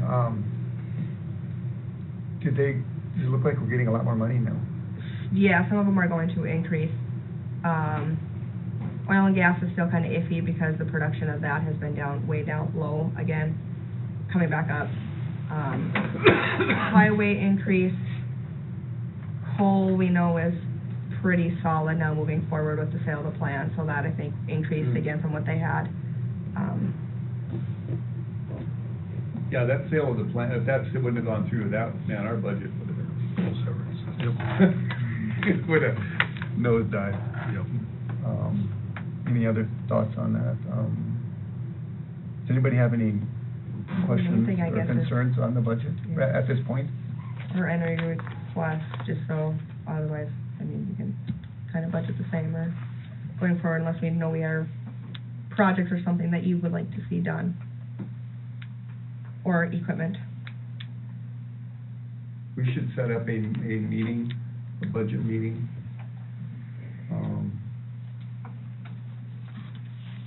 Just so we have one. We need to do that. What's today? Today's the 11th, 25th? That's a Monday, right? It's only 2 weeks away. Yeah. So I guess being a newbie, I guess having picking up a portfolio, I mean, and asking about budgets, I mean, at some point we'll sit down and go over what the jobs are in that stuff. I mean, because right now, a guy can't say anything, being my first. I know, it's a bad spot. Yeah. The thing is, it was a few years ago, they changed it, you know, to have it way sooner. Yeah. Because it used to be in, what, October or September, and now it's in August. It's like, oh my gosh. Yeah, it was due on October 10th, which is still the final due, but now that they changed it where they have to send out estimated taxes, so you have to have your prelim due August 10th, so that they can send out the estimated taxes, and then the final Yeah. one is October 10th. Mm-hmm. Which I guess was another reason why it wasn't such a bad idea. I didn't think to have another meeting where we can just go through the budget and you guys can kind of see that, or go more so in just a meeting, but. You wanna do Monday the 25th at 6 o'clock, or? See, I think if we can do. Then we'll have 2 Monday- weeks afterwards. What's that? Oh, Sorry, continue. Go ahead. No, you still. No, if you do the 25th, because then we'd have 2 weeks after that then, Oh, right, I was just gonna say that, yeah. is that before we enough time? finalize it. Is that enough time for you? Okay. Yeah, so if we could set one up for the 25th, so 6 o'clock, does everybody can make 6 o'clock, or Don, make 6 o'clock? Yeah. Jamie? 6:30 is a little nicer, but, I mean, Well, whatever, I mean, but, can I show up late? you can show whatever you want, okay? You don't have to show up at all. Okay. I wouldn't recommend it, but, but, well, I mean, if 6:30 works better, I mean, we can do 6:30, I mean. Yeah, we usually get back about 5:30, sometimes right at 6. Okay. So, but, I mean, I'll do my best to make it, I guess. 6:30 is a little easier, but if 6 is what everybody wants to do, I'll do 6.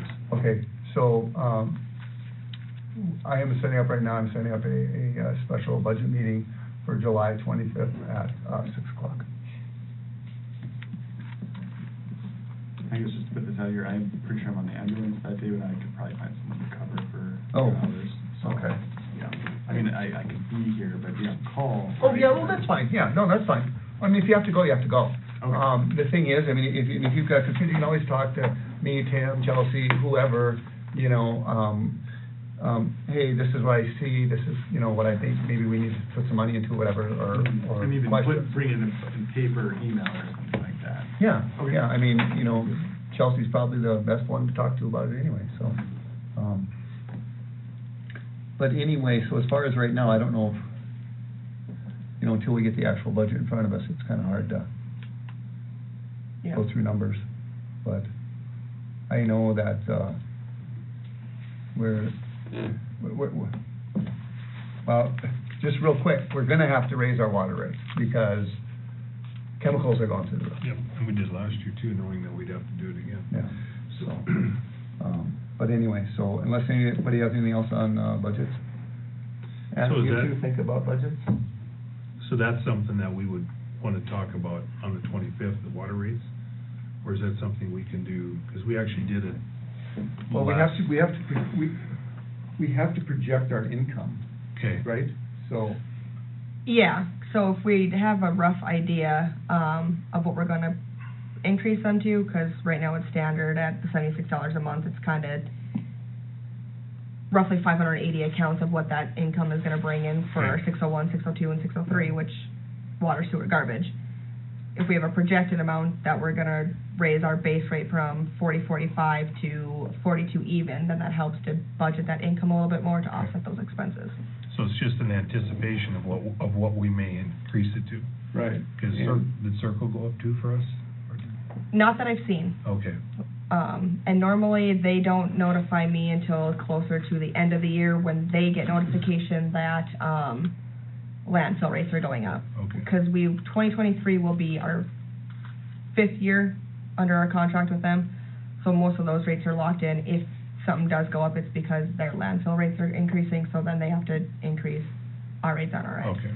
And the nice thing about Circle though is it's kind of an in and out, you know.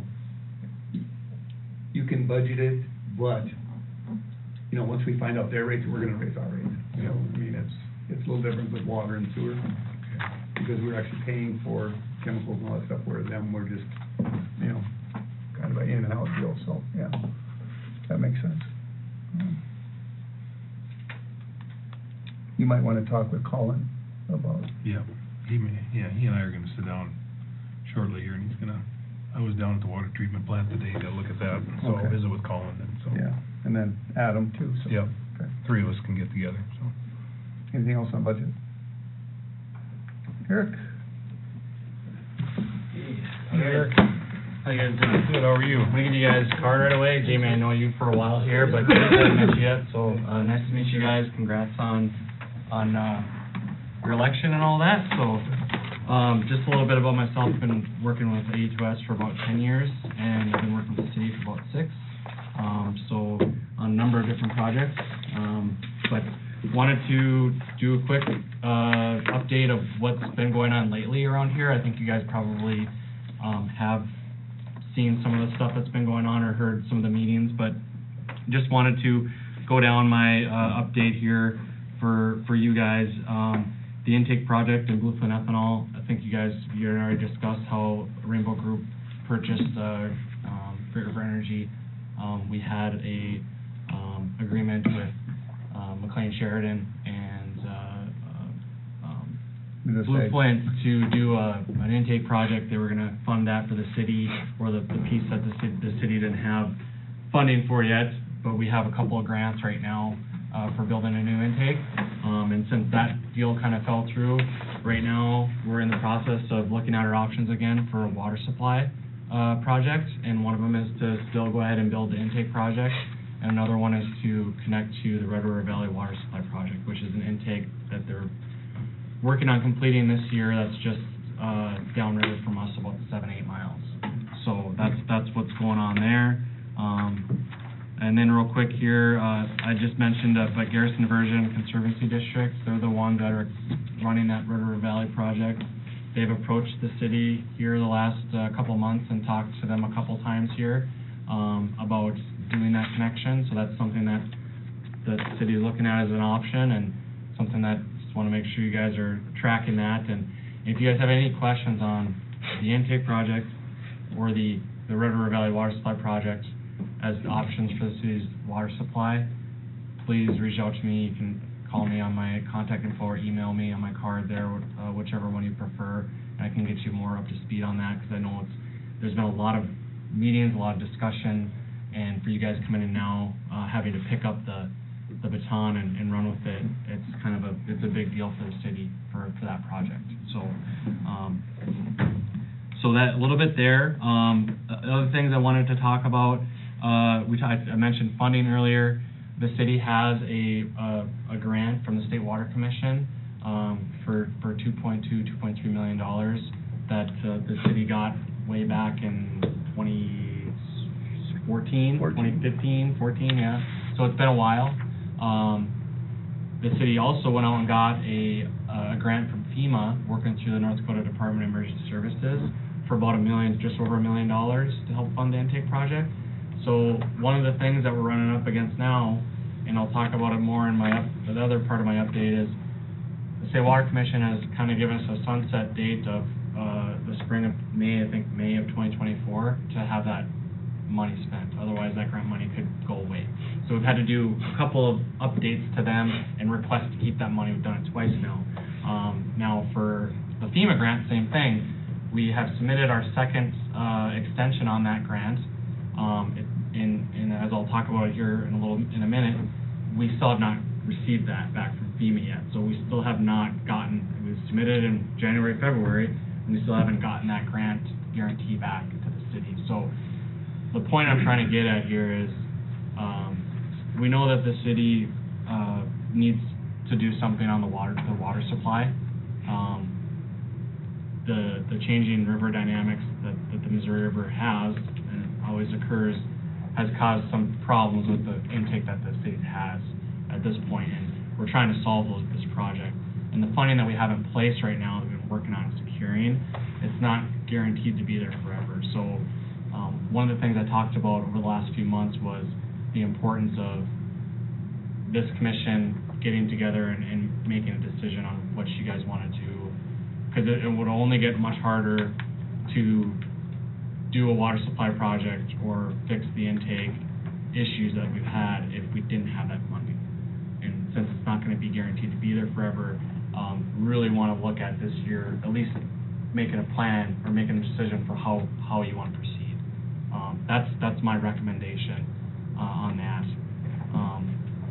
So to give some current updates on the intake project, I kind of talked about some of them already, but working with Larry and Chelsea and Erica on getting a letter sent to the State Water Commission. Larry's got that, sent that there, and asking for an increase to the 65, that didn't mention earlier, but it's a 65-35 matching grant, up to that $2.3 million. And we're asking for a 75-25, an increase to 75-25, up to the current estimate for the intake project is.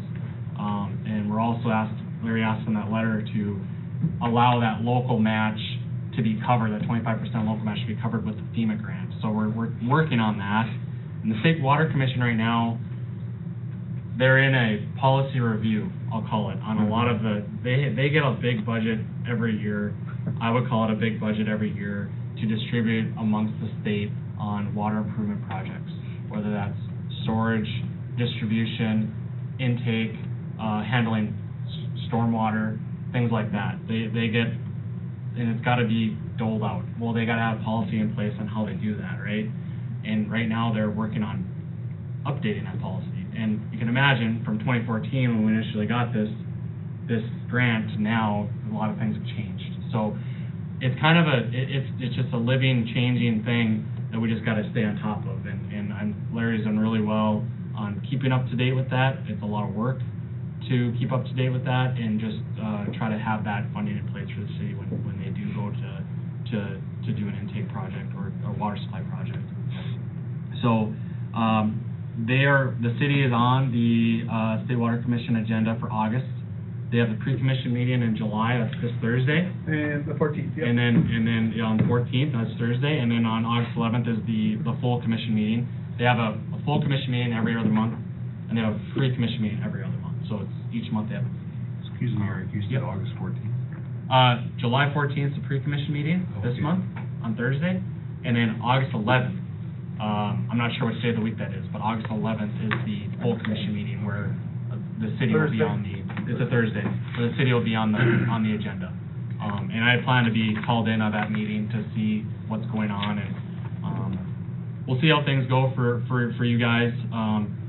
But I will definitely be reaching out to you guys if somebody's going to be on the call from the city that wants to give them an update on where the city's at right now. That would be good too, because they're expecting that.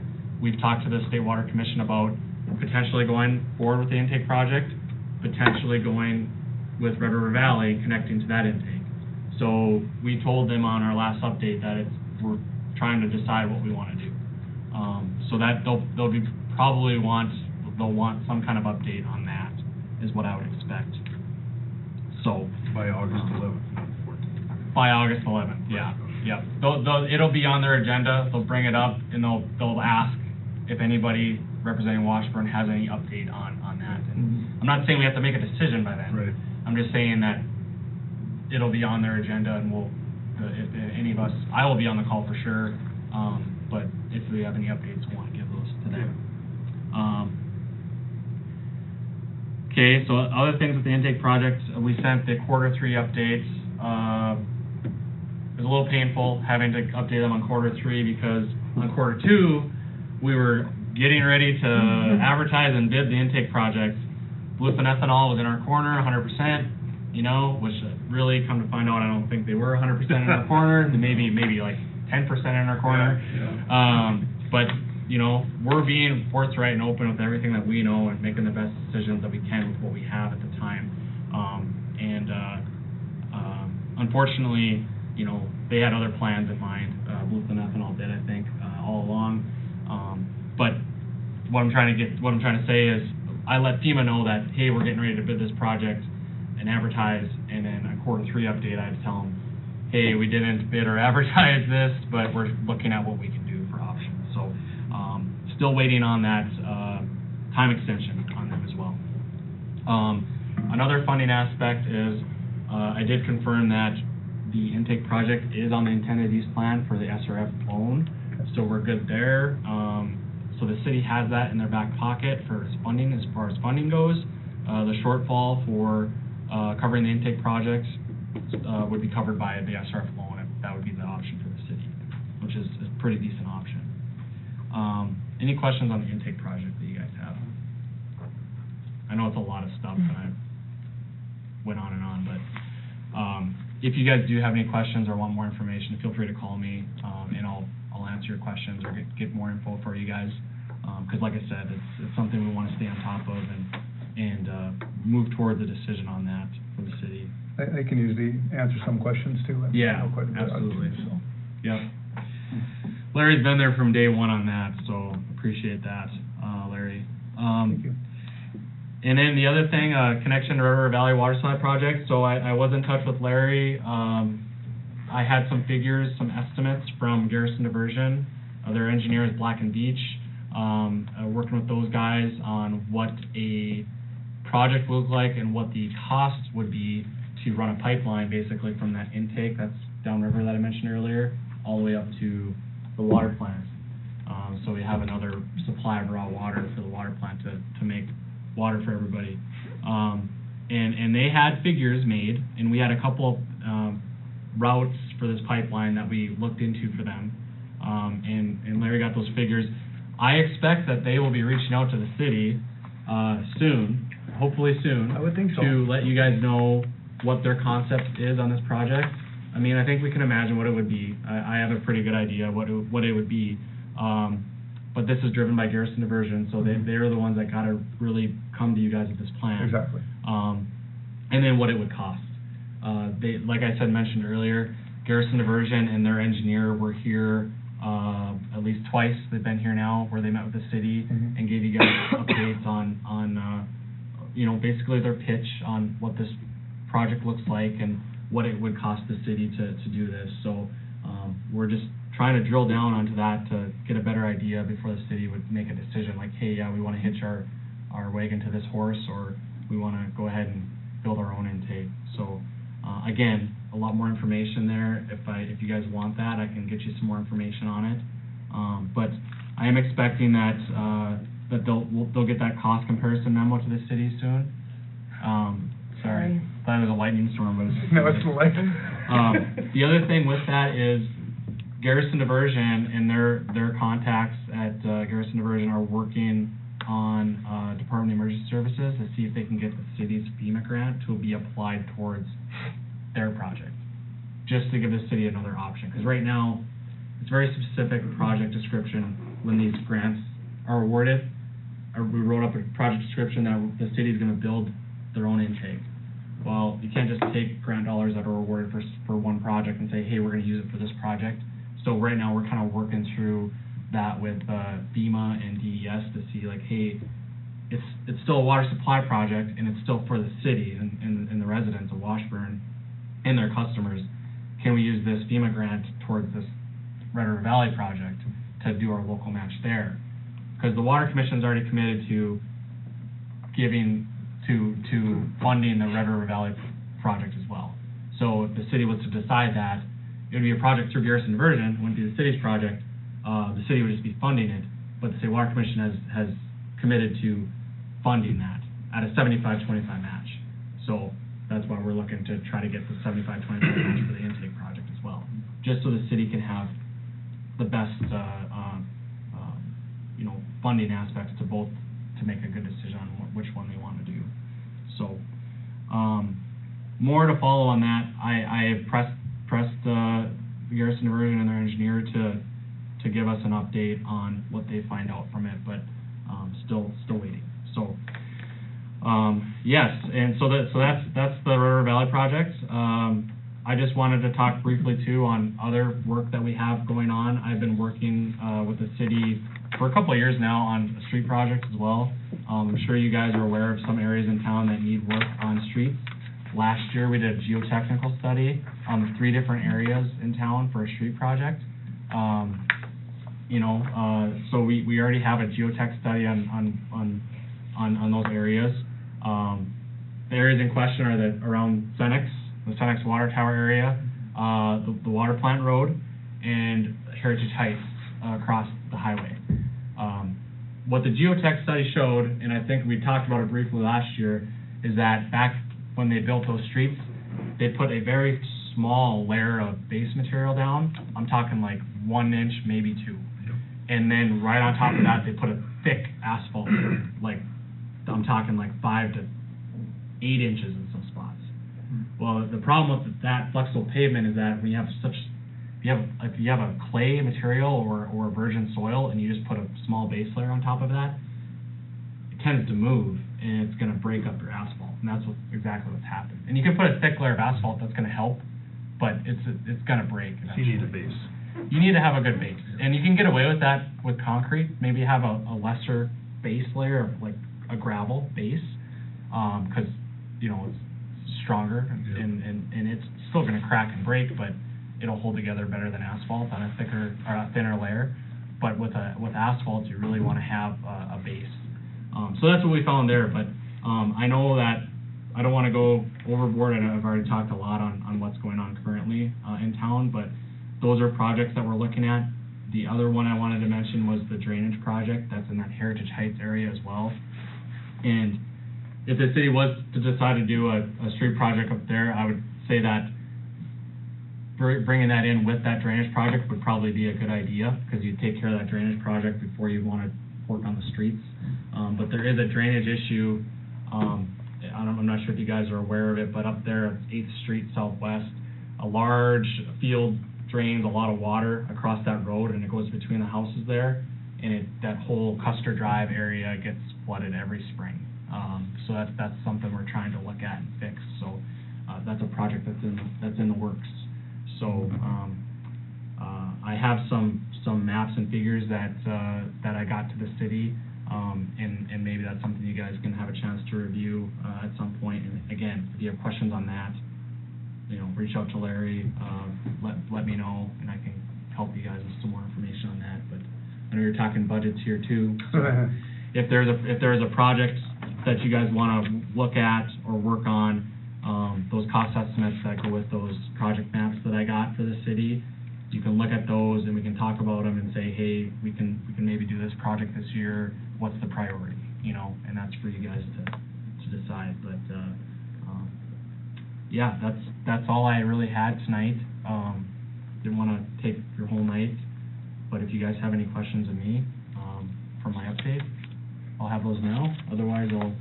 So you have a couple extra copies of these, I do. right? And then Chelsea can make them for everybody. Yeah, Yeah. and I have the email too that I can Okay. send These- off, because I got it when I got back, but. These are projections of what it might Yeah. cost, we just need to look through it, because at our last meeting, we asked for updated figures, what Yeah. it might cost to fix these, so we can decide if we're gonna do a street project or not. Yeah. So I'll hand these off to you guys, and like I said, I don't want to go through them because there's a lot of stuff there. I'll let you guys go through them when you have time, and you can call me or email me between now and the next meeting, or we can talk about them at the next meeting. But these are maps that we've made. I want to say we've had these maps for 4 or 5 years. Oh, yeah. These areas, because these are areas in town we've identified as being tough areas, but it's a preliminary, more conceptual map of the area, and the cost estimate goes with it as well. This one. So, just, like I said, have a look at them, and this would be, any one of these projects that you guys might want to do This would be something I'd recommend we would work on through the winter, and then it would be something we would construct next year. So it'd be, again, your budget coming up here that you're about to look at. These projects would be something that you'd want to consider, I guess, for that budget. So, We want to hopefully get letters out to homeowners, let them hopefully know what it might cost them. Yeah. You know, especially in the project areas. Yeah. That's our goal, to have this right now. And So included in that would be to put some base underneath it. Oh, for sure. Where it Yes. needs to be, yeah. Yes. Because some of it, you said, is actually laid on topsoil? Some of it appears to be like there was no base whatsoever, but most cases it was like an inch of, like they put some gravel down, about an inch of gravel, and then they just pave over the top of it. Jamie, you want to send that one down too? But yeah, so, like I said, there's a cost estimate that goes with each map. And I explain on there what we'd be doing, what we'd be working on, and like I said, feel free to talk to the people that live in those areas if you guys aren't familiar with them, or drive the roads, and have a look at what they are. And Larry could talk a lot about these areas, because like I said, we've been looking at them for quite a while. I would say 4 or 5 years, been looking at these Oh, at areas. least, yeah. Because we know that we need to do something, it's just, when's the right time and what's the priority for the city? And if the city would choose one of those, what I would do is I would drill further down into it and narrow down that cost estimate. And if the city would want to do special assessments on something like this, we would create a boundary and start figuring out so that you could give, not just a cost estimate on the project, but a cost estimate to the people that, I mean, everybody, because if it's a street project, the way the city's done it in the past, everybody's paid something. And then the people around in the project area, they would know more accurately what it would cost them. So that's what I could provide to you guys. I just didn't want to go too far into detail here tonight, so. So we know what we want to do. Yep. Right? Yep, so, Any questions for Eric? Thanks, Eric. okay. No, thank you. Thanks, guys.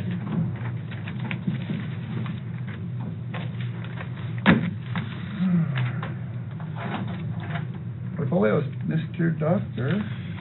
Yeah, Clayton said that this should be working on Friday. He said it looks like it was just the siren up on top of City Hall wasn't running. It sounds like it was a programming issue, so.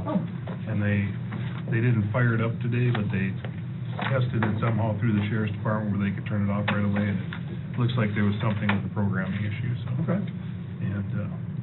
And then that, did we talk last time on that housing committee? We started it. Right, that we had started it, and Larry and I we have a four from this, community, and Larry and I on a, community development, can't remember, what did we call it, Chelsea? Anyway, we got together, Larry went around, we identified 23 potential lots for, that are already existing with water, sewer, that type of thing. So we're gonna send a letter out concerning that, and we thought that would be the least amount of risk right now, is just to see if those lots were available for potential housing. And then if not, expand it from there and see where we go, so. But I think that's about all I got. Good. And I'll get together with you, Keith, as far as the police portfolio thing, and give you what I've got on that, so. Okay. Jamie, I know it's early, but. Not a thing. Keith?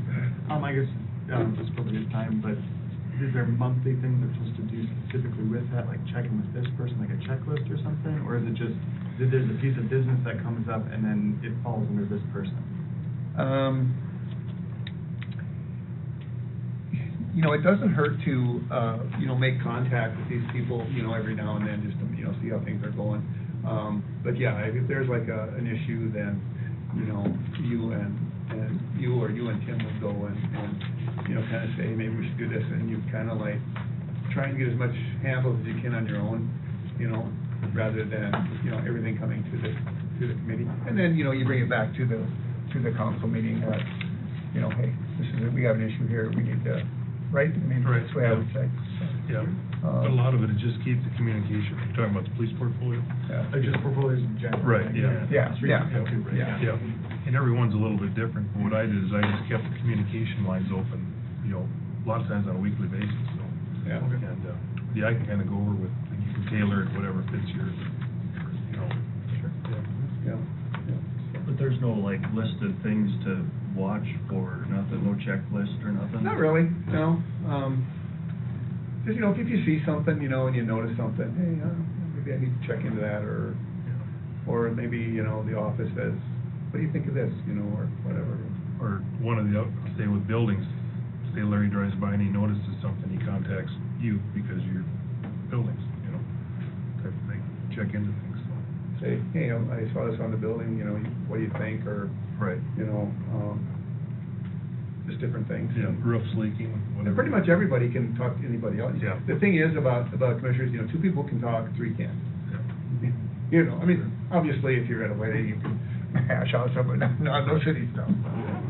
That's kind of one of the things, so. And then Adam and the crew is a good resource too. Oh, God, yeah, absolutely, yeah, Chelsea. Yep. So like the airport board would be mine, I mean, or what do I do? Do I go out there? Yeah, you go out to the meetings. Basically, I think everything would pretty much, you could talk to Colin, because he was on there. And, you know, basically, I think you just go to meetings and you kind of give updates on it, I guess. So they get a mill levy, they have their own, they kind of spend their own money. The same with the library, they get a mill levy and they kind of spend their own. It's just, it's nice to have a commissioner on there to give a little update, so, on what's going on, so. I'll email you Wiles information too, his email address and stuff that I have, because he will send me the agendas, but I'll give you his information so you have it. Okay. And then you'll have to get Keith, to know when the library board meetings are and stuff, I suppose. Yeah, I don't ever know when those are.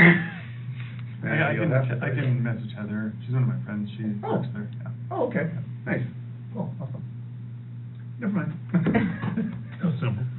Anything else? No, not really, I'll talk to Tim to figure out exactly who we contacted Yeah. with police, I would assume the sheriff or something, but yeah, Yeah. I'll talk to him. Yeah. so. Yeah. Yeah, Tim, he's got such a good rapport with them that, yeah, he knows the people to talk to, so. Yeah, I can help you out there. Okay. Yep. So, and don't be afraid to ask questions, anybody, so. Right. Mr. Don? No. My only thing was, I, you know, had wrote that letter to the State Water Commission, and, kind of the Hail Mary pass, but we'll see what happens, so. Chelsea? Meeting times, I'm guessing we're gonna keep them 6:30 then, if that works for Jamie? Yeah. Okay. You said 6:30, right? Correct. Is that what you said? Yeah, that's normally when they have been. Damn. I know. Yeah, no, I'm fine. We were hoping for 4:30. Just make sure I heard you right. And then, I guess, one question that was brought to my attention today is, what constitutes for in-town dumping of trees? You have to live in town. So, where is your justification, like city City limits? limits. Actually, it should be people that use city garbage, but, Okay. because anything that we have to haul out of there gets paid by your garbage fee. Right. That's why we don't allow any commercial back there, because they do their own garbage. That's why we don't do any commercial, cleaning of metals, because they do their own garbage, and our residents are paying these fees. Right. For spring and fall cleanup. Exactly. Yep. So, and that should be the same with these, because whatever's left over gets scooped up into the roll-offs. You know, it should be people that actually live in town having a garbage account actually, with Okay. through the city, so, yeah. So if we had a current resident witness, then an outside resident unload a bunch of trees yesterday, I heard about it. or do it just going forward now that it's been stated, like, and handle it as we go? How bad it's on the sign? Huh? It's not on the sign currently, no? Put it on the sign. I'll have to make another sign. Get on it. So you're gonna, you haven't talked to these people, right? No. You might wanna. I just know, I'm 99% sure I could tell who it was Okay, from the cameras okay, without, I'm pretty sure I could figure out who they were. okay. We'll have to get that taken care of. What do you want written on it. How do you want that worded clarified, that you must have city Well, garbage to dump? Well, no, there's, you have to be a in-town resident to use it, to dump here. I mean, anything outside of town. It's for residents only. I think we actually might have that on there already, don't we? Or is Take it- a look, yeah. Okay. There's a lot on there. In-town residents only. I mean, the thing is, you're a half mile out of town, you're considered a resident, Right. but you're not paying for it. So in-town residents would include the fact that they're on our garbage. Yeah, exactly, yeah. Right, yeah. I mean, that was They all have you towed, would. yeah, or whatever, yeah. I would think in-town residents would cover it. I would think so. Yeah. Okay. Next, We've been over everything else, so that's all I've got.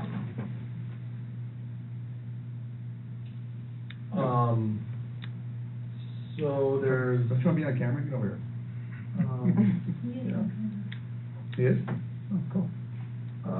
So the courtesy dock, we've been attempting to get spare parts for that. Turns out they don't make that dock anymore. If I may, that's the one off further to the west. to Yeah, that the W-shaped stop- one, yeah. W-shaped one. Originally, they said they were gonna give us whatever parts they had left. Turns out they don't have any parts after we checked again. They offered to switch it out with another straight dock, which would be just like the other one we have. He says a lot of places are going to that now that they don't make this other dock, and they seem to like it. So that would give us, you know, space for 4 boats, which would probably be more than enough. He hasn't gotten back to me about it, about what we need to do to facilitate that switchover, but once he does. Yeah, yeah, if I may, the other dock's in such bad shape on the sides, because there's no, that boats are being damaged. Yeah. So, Yeah, and since we can't get parts for it anymore, we might as well switch them out, that just makes sense. and Something that's supported.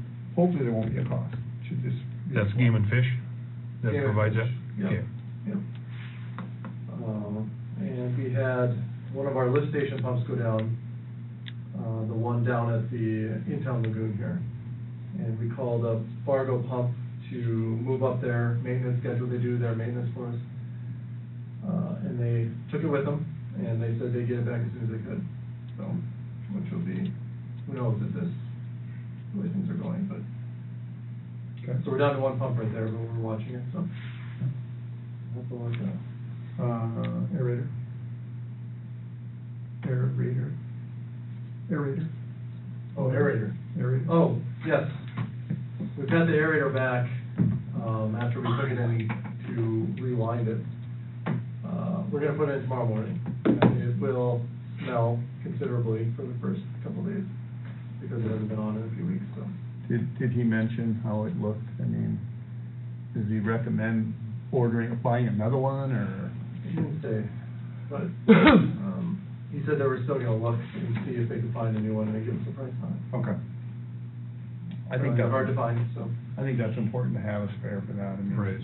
We've never had a spare, but at this point, that thing is pretty old, Yeah. so, yeah. Okay. Anything else? Nope. Brenda, anything? No, I just got one comment here on the Facebook Live. Okay. Bills, we have a chance to review the bills. I would move, we would pay the bills. Second. Questions, comments on the bills? Yes. Mr. Doctor? Yes. Yes. I think Yeah. Rhonda had a comment. She said there was a Facebook comment. You can hear it? I suppose. Well, was that what you were leading up to, or no? No. Oh, okay, then never I mind. didn't think she was, but, that's why I moved Just let on. you know you should go back. Oh. I can read it. Yeah, read it. Probably be cheaper to pay someone to monitor the live broadcast for posts and make a record of minutes during the live broadcast. Can't imagine there would be much activity after live broadcast. By Darren Gibbons. Okay. we voted on the bills, right? Yep. Okay, next meeting, our next meeting is July 25th at 6 o'clock. Chelsea will get out the information to everybody, and if you want hard copies of it, make sure you let her know, and then she'll have them ready for you, and you can come up. So with that, meeting adjourned.